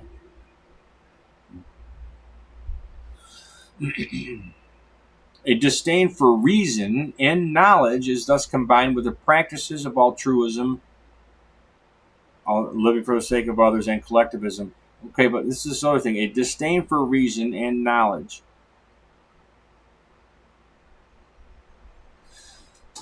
In school today, under the progressivism of critical theory, critical pedagogy, critical curriculum, reason, logic, and any cognitive thought process in and of itself is an act of inherent white supremacy. And it becomes part of your social consciousness. What the kids are being taught through this critical education is everything. In critical education, in critical theory, it's not the critical thinking. Critical thinking in critical theory is not the critical thinking that we always know. It's anything and all things, and only all things critical of our society, all things critical of the society targeted for destruction by the collectivism. Paulo Freire was a freaking Marxist, man. You know what I'm saying? So he's just pushing the same, postmodern Marxism here. He's a collectivist, and he sees our society, our limited form of government, our republic, capitalism, free markets, individualism, and stuff. And he's just going to teach everybody all. The only thing that these kids at school know about it is what they're being told they are from the perspective of the revolution against them. It's all they know. It's all they know. Reason, knowledge, logic. This is that disdain for reason that, goes all the way back to Dewey's pragmatism, okay? Hegel's idealism. You see what I'm saying? It's intrinsic to collectivism, the same collectivism that human rights comes from. Okay, regarding the altruism and collectivism of moral liberty, rights, and duties, note the collectivist version is not capitalized. Right. In my writings, when I write, human rights, or when I speak of liberty from the collectivist liberty, like Rousseau's moral liberty, I don't capitalize them. Only our individual rights, our natural individual rights are capitalized in my work usually. But they purposely leave them in small letters too sometimes. Okay. Altruism, collectivism, moral liberty, rights, and duties. Okay. According to the New World Encyclopedia, Auguste Comte. Okay, he's another guy that this work goes back to too. His work in positivism, was based on a development of the individual human organism. Okay, the whole of humankind being a single organism. See, that's the ultimate end of collectivism. Okay, especially world collectivism. It doesn't matter. But the ultimate end is a single global human organism, like like some giant ant colony or beehive that's centrally planned by one queen or one central table of planners. You see what I'm saying? And the individuals are just freaking worthless, that they have no value. Comte said the smallest part of society that would be recognized would be the family. Individuals are worthless, meaningless. Even though they say the individual only acquires his meaning in the collective, they're saying that the individual is actually meaningless in the organism of humanity.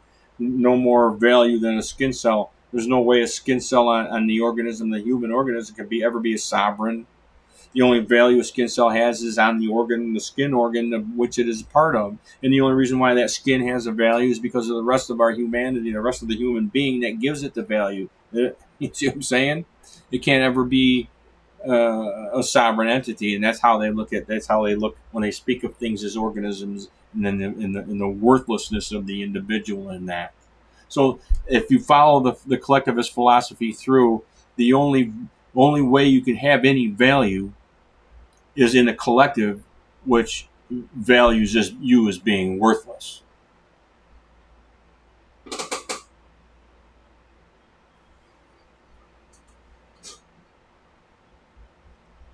Welcome to the great deception of collectivism.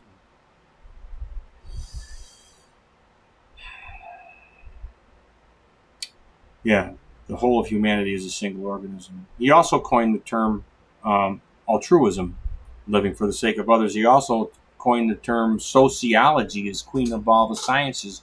And in our education, and that makes sense too today, is that the queen of all sociology is the queen of all sciences that has supremacy and gathers all the rest of the information from all the other sciences so that it can be manipulated for the advancement of the evolution of human society towards its ultimate end as a single global human organism.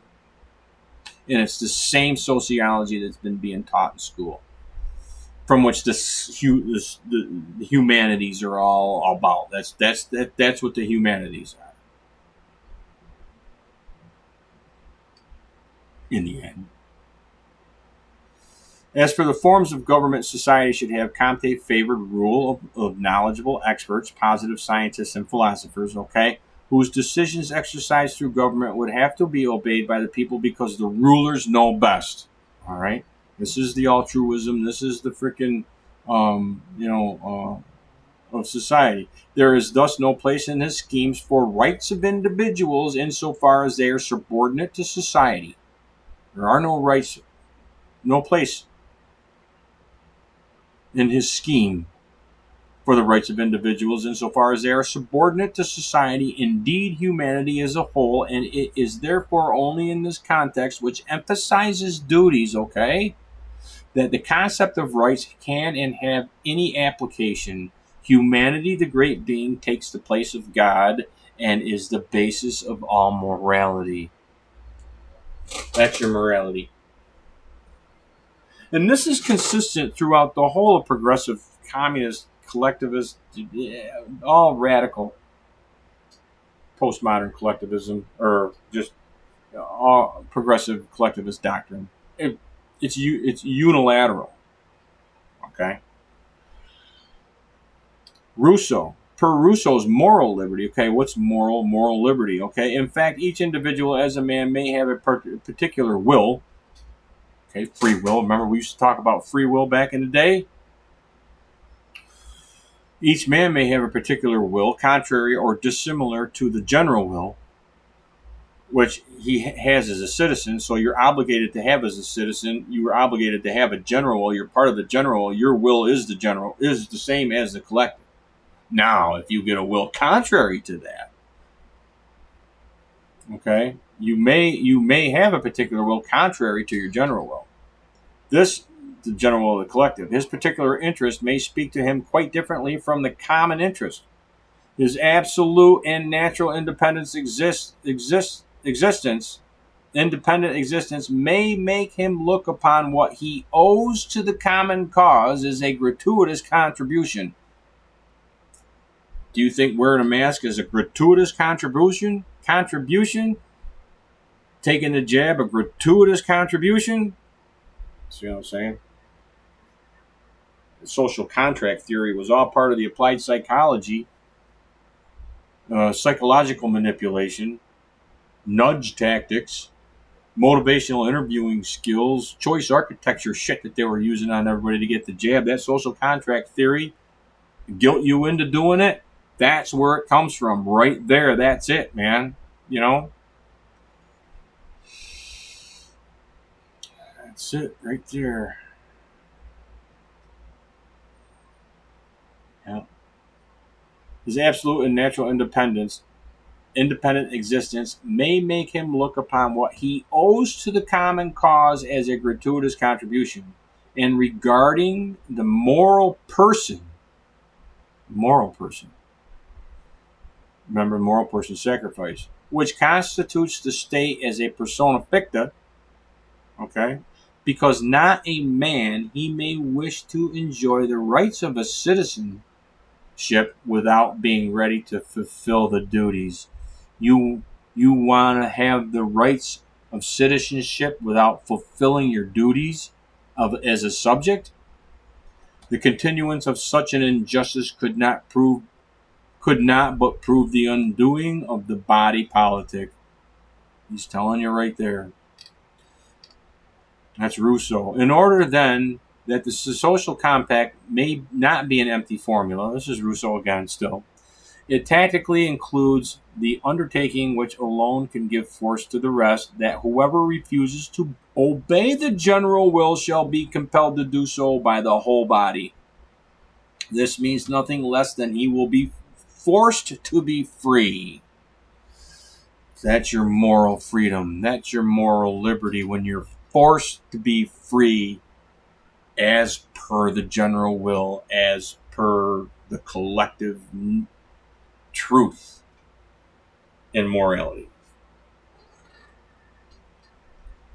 The passage from the state of nature, okay, before society, to the civil state produces a very remarkable change in man by substituting justice for instinct and his conduct, and in giving his actions the morality they had formerly lacked. In other words, there was no morality. This is why I say in collectivism, this is exactly why I say in collectivism, you can't even have a collectivist society, you can't even conceive of a collectivist society without first establishing an argument against the very existence of God.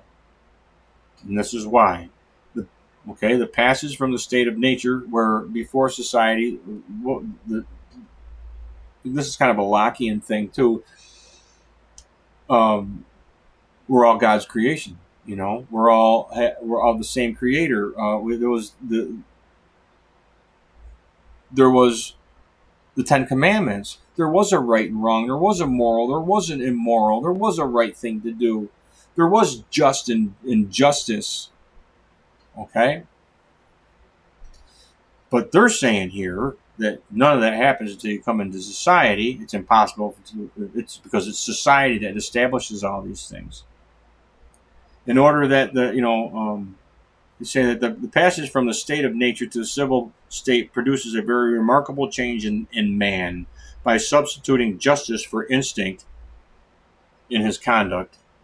Okay? Basically, it changes us from being animals, and we gain our humanity, and giving his actions the morality they formerly lacked. In other words, there was no morality in our state of nature before society. In other words, there's no such thing as God, no such thing as the Ten Commandments that pre-existed society. We might, over and above all this, add to what man acquires in the civil state a moral liberty, okay, which alone makes him truly master of himself. Yeah, you can't be a master of yourself until you're a slave of the collective, okay? That's what he's saying. For the mere impulse of appetite is slavery, and while of appetite, that's like capitalism, wanting to entrepreneurship. This impulsive appetite is slavery, while obedience to a law which we prescribe to ourselves is liberty. Liberty is the aftermath of enforcement of the law. We're forced to be free. That's collectivism. Let us draw up the whole account in terms easily commensurable. What man loses by social contract is his natural liberty. There it is. And an ultimate right to everything he tries to get and succeed in getting. What he gains is civil liberty, civil rights. Civil liberty are the collective version of your natural, not the collective version. You surrender your natural liberty, you obtain, and you come into society, unlimited right. Then when you surrender all your natural liberty, what you obtain in society is civil liberty. If we are to avoid mistake in weighing one against the other, we must clearly distinguish natural liberty, which is bound only by the strength of the individual, from civil liberty, which is limited by the general will.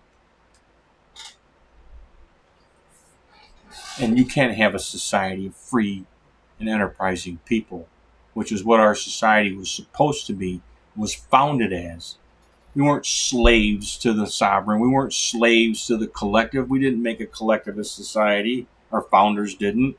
It was a society of free and enterprising people that brought us to be, that brought the 5,000-year leap.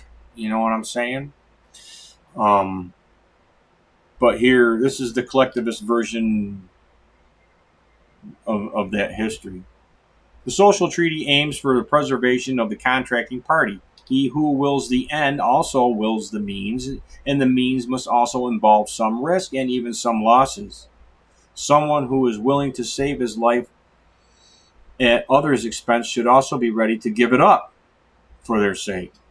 When there is a need for this, now the citizen is no longer the judge of the risk that the law wants him to run, and when the prince says to him, see, now that the citizen is no longer the judge of the risk that the law wants him to run, this isn't a collective, this is your moral liberty.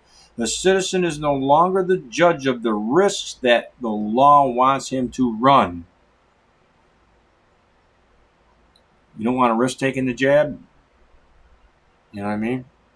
It's not up to you. When the prince says to him, it's expedient for the state that you should die, that jab kills you, then it kills you, man.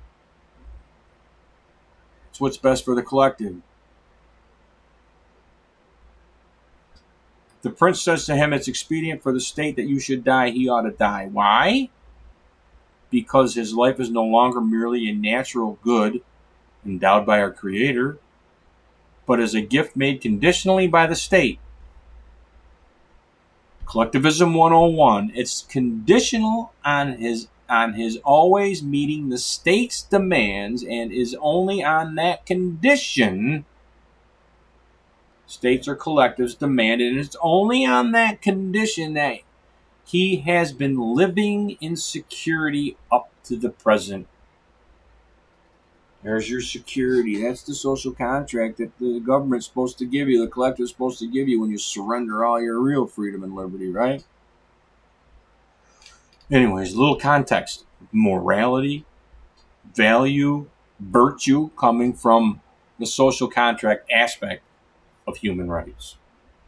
Anyways, I got this United Nations, Our Common Agenda, report to the Secretary General. We the peoples are renewed. This is right from the Secretary General.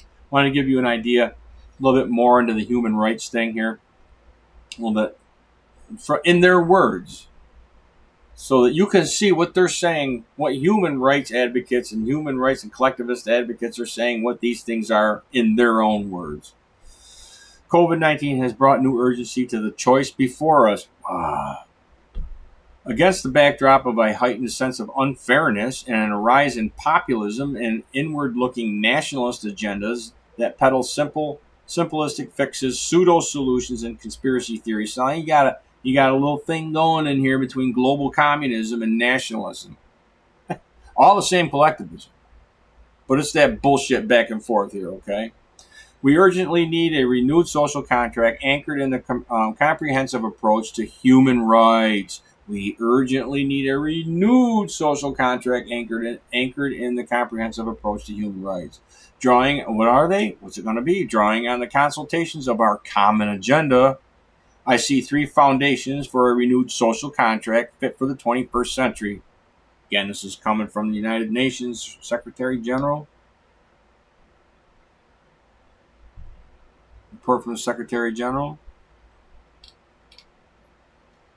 Okay. I see three foundations: renew social contract fit for 21st century.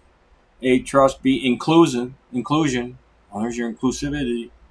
Protection and participation. Measuring in values what matters to people and the planet. Enshrining core principles such as solidarity. That's Collectivism 101. Respect for human rights. Collectivism 101. 2. And accountability and equality. The 2030 Agenda gives practical expressions to these principles. 2030 Agenda. How many liberty people are pro 2030 Agenda, man? They're synonymous with you. It's synonymous with human rights.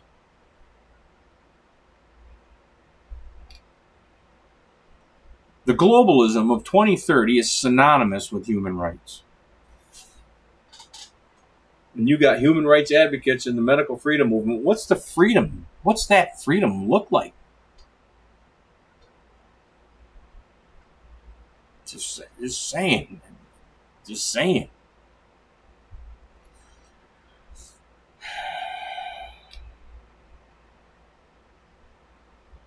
Governments should consider using taxation to reduce extreme inequalities in wealth. Tell me that's not pushing the narrative. This would be an important signal in the wake of a pandemic in which millions of people lost their jobs and governments around the world faced declining fiscal space while the wealth of billionaires saw a massive jump. There's your communism versus freaking capitalism shit right there, right? Well, the billionaire, the 1%, the 99%, and the 1% bullshit, but they don't tell you that it's all, well, anyways, while the real problem is the fascist collectivism of totalitarian governments and public-private partnerships with those very same multi-billion-dollar private stakeholders that they're the partnerships with. They get in partnerships and they say, listen, they're going to good cop, bad cop us to death. They're going to say, listen, man, I'm going to tell them you're a freaking full-blown asshole, and then I'm here to rescue them from you, but we're really partners. You know what I'm saying? Good deal. Just keep printing the freaking money for us, all right? All right, man. The G20 has agreed on a new international tax architecture. Tax architecture that addresses the tax challenge arising from globalization. Okay.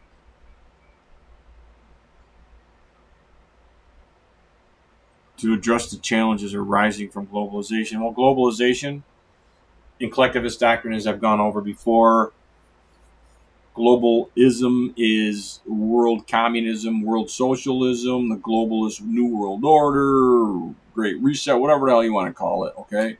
Globalization, generally, not always, but generally, refers to the spread of capitalism, or free markets, or individualism throughout the world. Selfish individualism, exploitive individualism, and capitalism around the world. So that's full-blown collectivism on display right in front of your face. I don't know, has everybody gone nose blind to it? I don't know, all these human rights activists, lawyers, and medical freedom people at the same time. How's that work, man? How's that work? You know, I'm just not seeing how that's working for the benefit of liberty, anyways. You know, the global minimum tax for corporation. Oh, that's going to be fun. With a blueprint in place for broader implementations. Nice. Thought B Corps were bad? Along with the potential for more accessible information and rapid communications and consultation in the digital age, particularly social media, has also heightened fragmentation and echo chambers. objectively, or even the idea that people can aspire to ascertain the best available truth has come increasingly into question. People were not capable of ascertaining truth. We're not capable of ascertaining the best available truth. The goal of giving equal balance to competing points of view can come at the expense of impartiality and evidence distorting the public debate.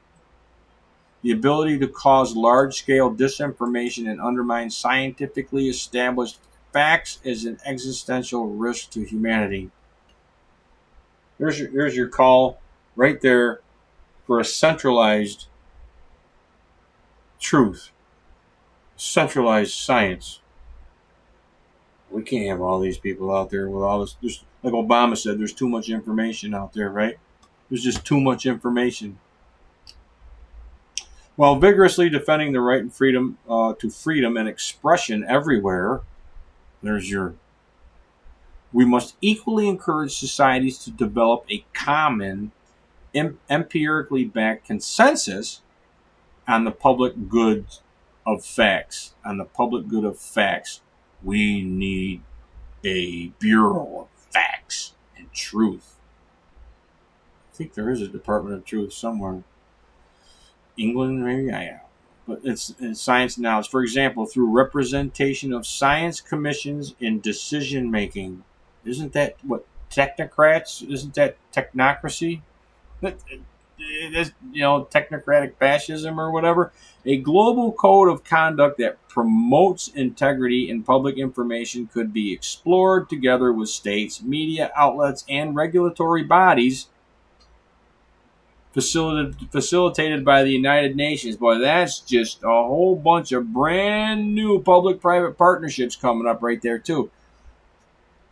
World socialists advocating the fascism of public-private partnerships, okay, in a centralized truth in technocratic truth, technocratic bureau and centralization of truth. So here you have global communism, technocracy, and fascism, all in the same paragraph, coming from the United Nations Secretary General or whatever he is. A vibrant social contract guarantees the conditions for people to live a decent life, leaving no one behind and enabling all to participate in society as promised in the 2030 Agenda. There's the 2030 Agenda again, okay? This means measures to address discrimination and to ensure that human rights are protected and people can meet their basic needs: food, healthcare, water and sanitation, education, and decent work. And decent work are all basic human rights, which they are. They're enumerated human rights, along with the right to a union, rec, all right, recreation, all right. We must ensure a broad sharing of opportunity and human security. Life, liberty, and security of person. Those are human rights. Social protection systems have demonstrated their value during COVID-19 pandemic. I urge states to accelerate steps to achieve universal social protection coverage. I would urge formal recognition of a universal entitlement to lifelong learning and reskilling, translated into practice through legislation, policy, and effective lifelong learning systems. Also, from the Secretary General, 92% of all sustainable development goals are linked to human rights and labor standards. Oh, isn't that nice? All the sustainable development goals. Human rights data explorer operation synergies between human rights and sustainable development. Human rights, sustainable development goals, and the redistributive justice that comes with them, compromising our right to property, which ultimately is the precondition, which all the right to property, our whole individual liberty and freedom free society is totally contingent upon our right to property. You can't even have an exchange in a market. You can't do business without a concept of private property, a protected right to property. You know, I mean, what's the fundamental act of doing business is the exchange of property owned for property desired, and in that exchange, both parties benefit. If business is doing good, both parties benefit, and you can pursue a profit and some form of prosperity from that, so that you would be able to, with that prosperity, enable yourself to pursue your own independent happiness, which is supposed to be one of our unalienable rights. The difference between, as we can see, our natural, endowed by our Creator rights, as in our Declaration of Independence, are unalienable. They don't have a lien on them. And as you can see with these human rights, in the collectivism of these human rights, there's multiple liens on your rights and liberty, your moral rights and liberty, your collective rights and liberty.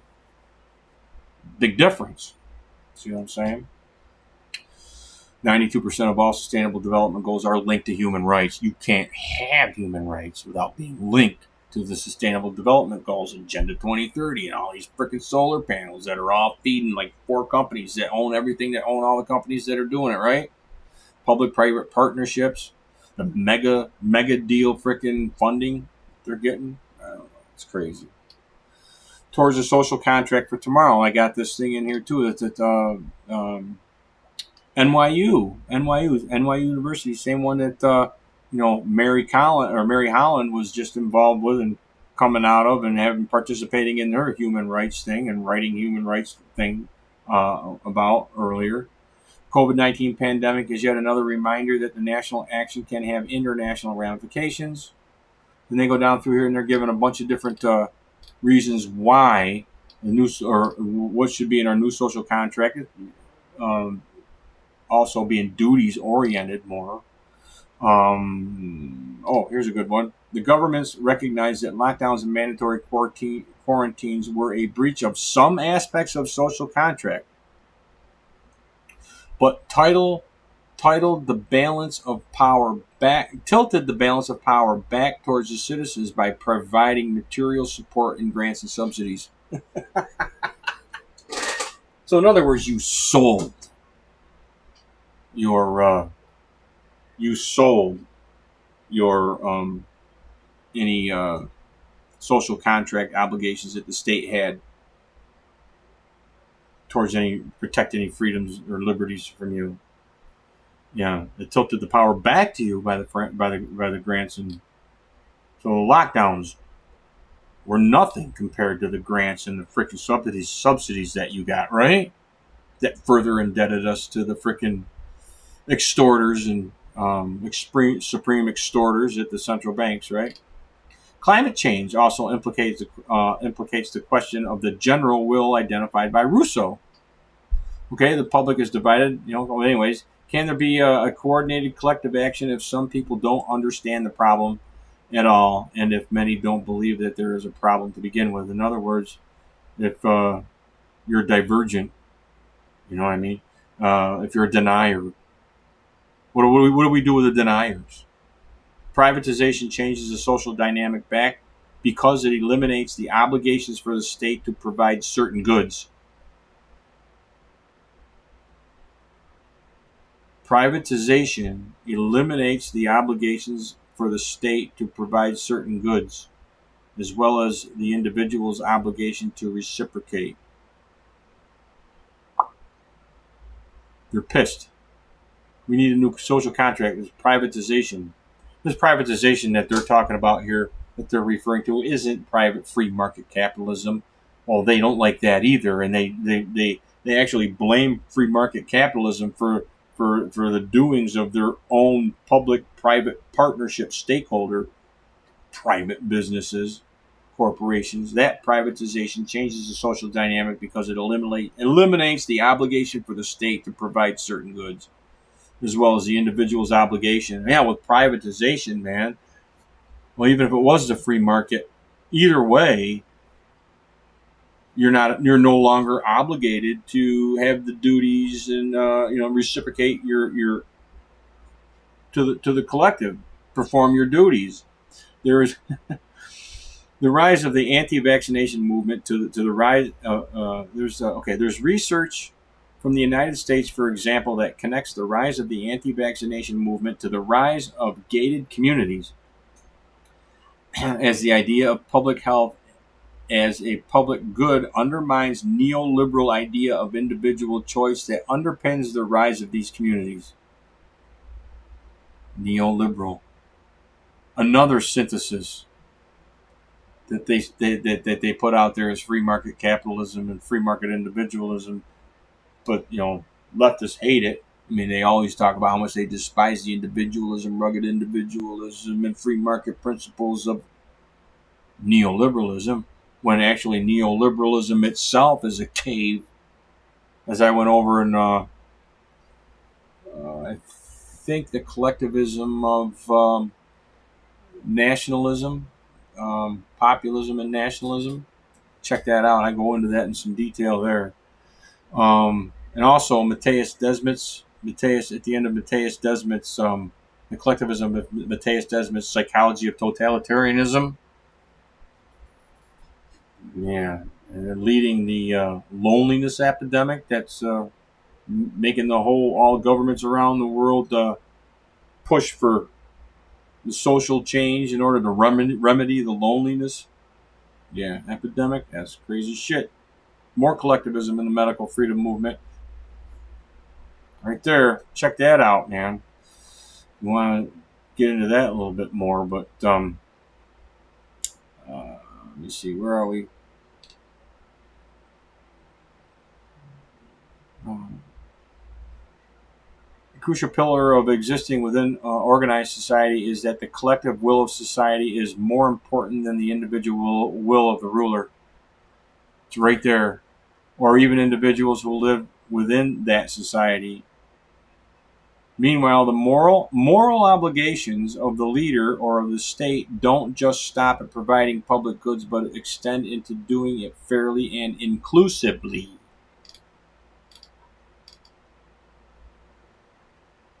This is NYU's, the one that put on that human rights thing that Mary Holland was the coordinator of. This is their social contract for tomorrow. This is what they want more of, The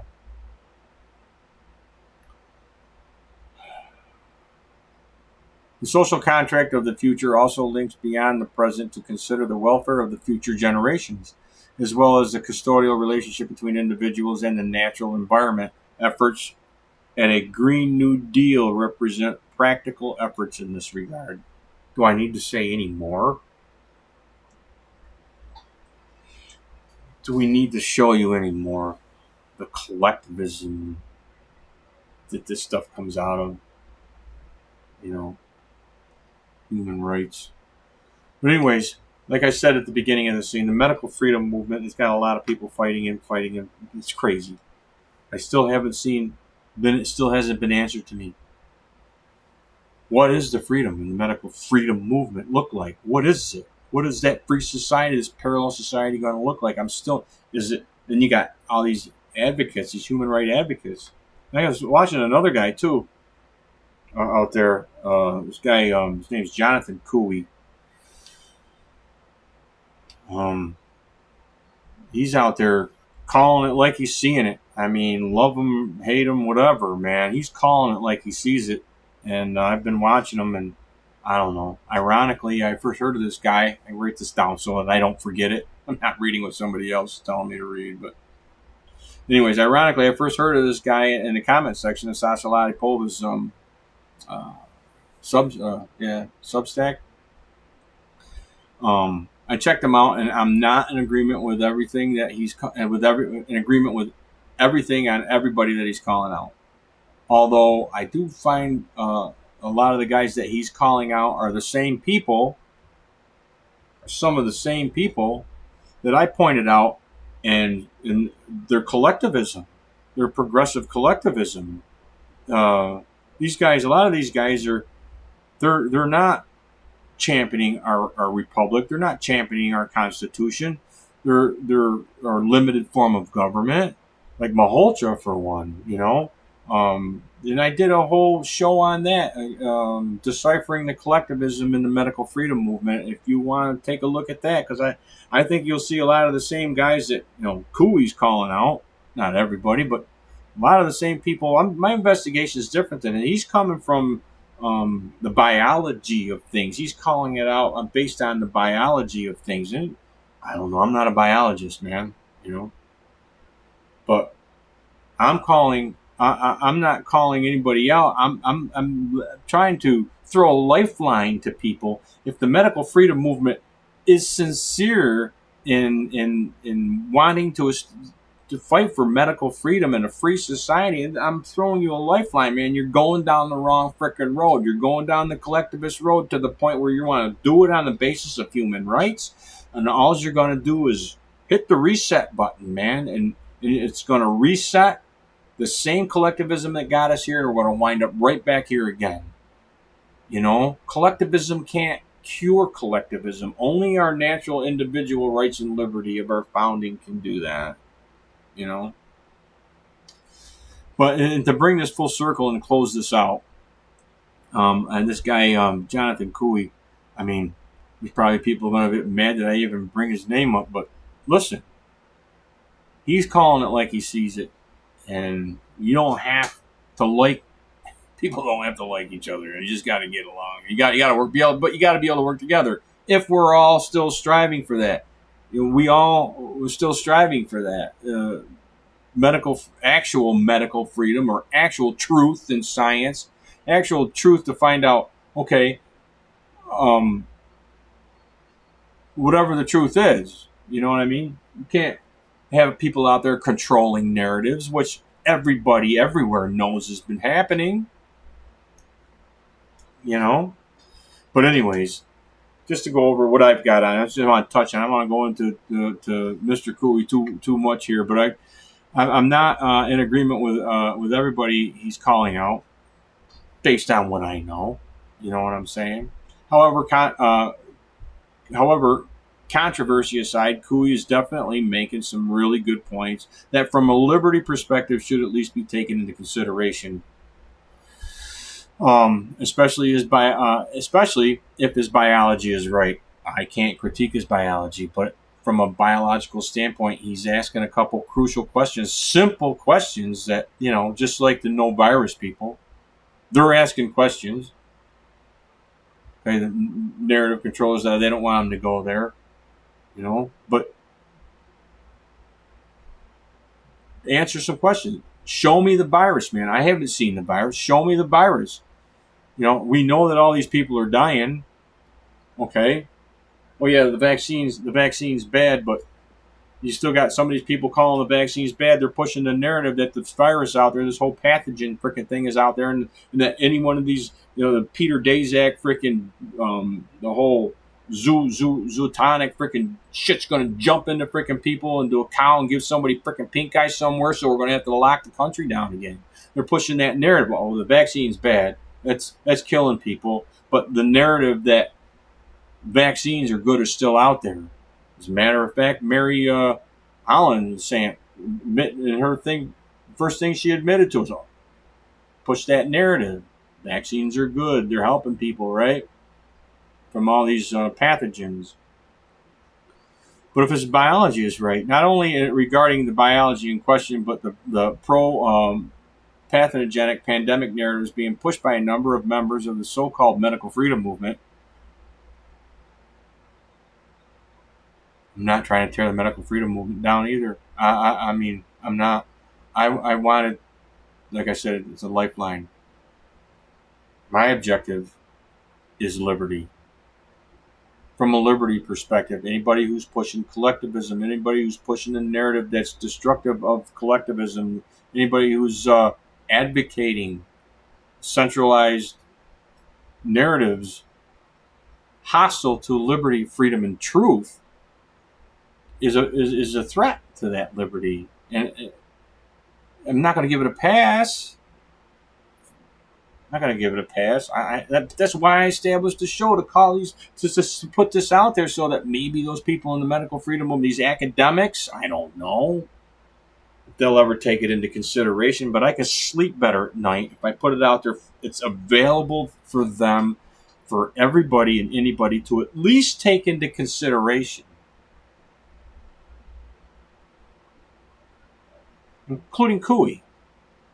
I hope he, takes what somebody out there might know him, and because I got a little. His thing is, uh, he's got this hypothesis. Okay, um, it says the WHO declared a pandemic of a dangerous novel virus detectable by non-specific PCR tests for RNA viruses applied to low prevalence populations. Okay, which is a high percentage of false positives, and correlated with poor, detrimental health protocols through financial incentives to follow orders from above. I don't know anybody in the medical freedom movement that would disagree with that. I mean, maybe there are people in the medical freedom movement that would disagree with that.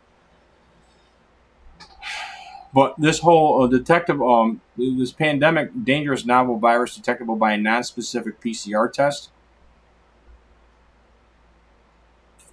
Well, I know that they did emergency use authorizations. I've seen paperwork on it for PCRs, including for one to a company in Ithaca, New York, whose chief medical officer is Dr. Stephen J. Thomas, who was the lead investigator for the Pfizer trial, the 44,000 or 45,000 people. Yeah, Dr. Stephen J. Thomas at least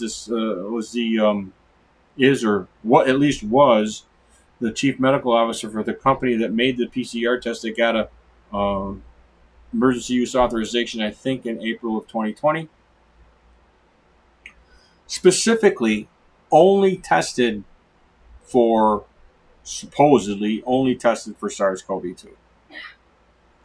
Only tested for SARS-CoV-2, which, if you were sick on something else, if you had the flu, influenza, if you had whatever that you were sick with, of course, it wouldn't detect that. But if you got detected for COVID, false positive or not, the protocol was that you didn't get no treatment.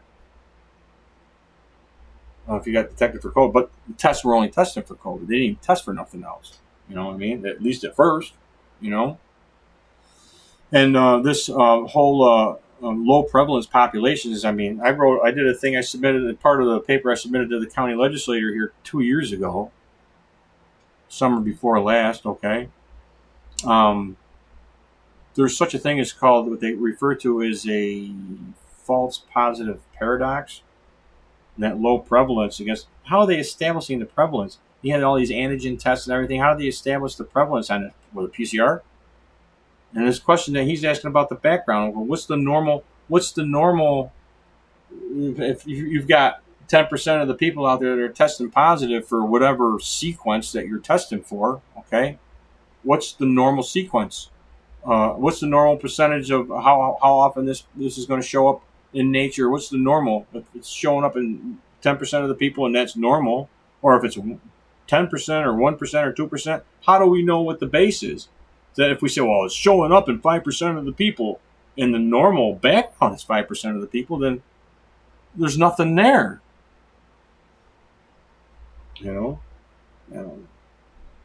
But that's just one of the things. But he's got non-specific test prevalence.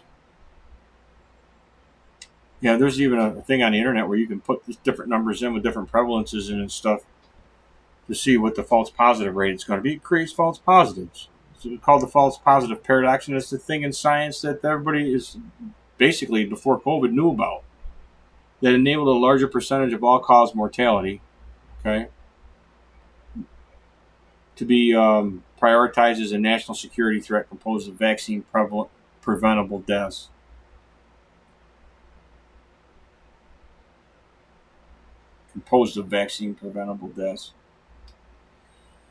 Anyways, he's got good points. The other thing here is that the NRA molecules can't sustain a pandemic. NRA can't pandemic. Okay. NRA can't, RNA can't pandemic. Why? What's the biology of that? What's the argument against that? I mean, that's a good question. But here's what I got on his. But I couldn't. But could somebody please tell Mr. Cooey to know that the collectivism of human rights, because at the end he says the goal is the total surrender of individual sovereignty and enforcement of a global fundamental inversion from basic human rights to basic granted permission. And this is just, could somebody please tell Mr. Cooey, who might know him or whatever, know that, please let him know that the collectivism of human rights is the granted permission and total surrender of individual sovereignty. It is the surrender of our individual sovereignty. The collectivism from which it comes from, you have to surrender. The whole concept of collectivism is that you have to surrender our natural individual rights and liberty to obtain the moral liberty, the collective rights of human rights and civil liberty. It's right in collectivist doctrine, you know. It is that. It's what it is. To fight for human rights is to fight for the collective antithesis of our natural, endowed by our Creator, individual rights and liberty actually secured to us, and our posterity, which is what's capitalized in our limited Constitution. So I ask again, what's the freedom of the academic medical freedom movement? What does the parallel society that they all keep talking to us about look like? Do they even know? Because the way it's panning out to be for me, from a liberty perspective, okay, as they continue to fight amongst themselves, they're pretty much all fighting, wittingly or unwittingly, for the same old centrally planned collectivism that got us here.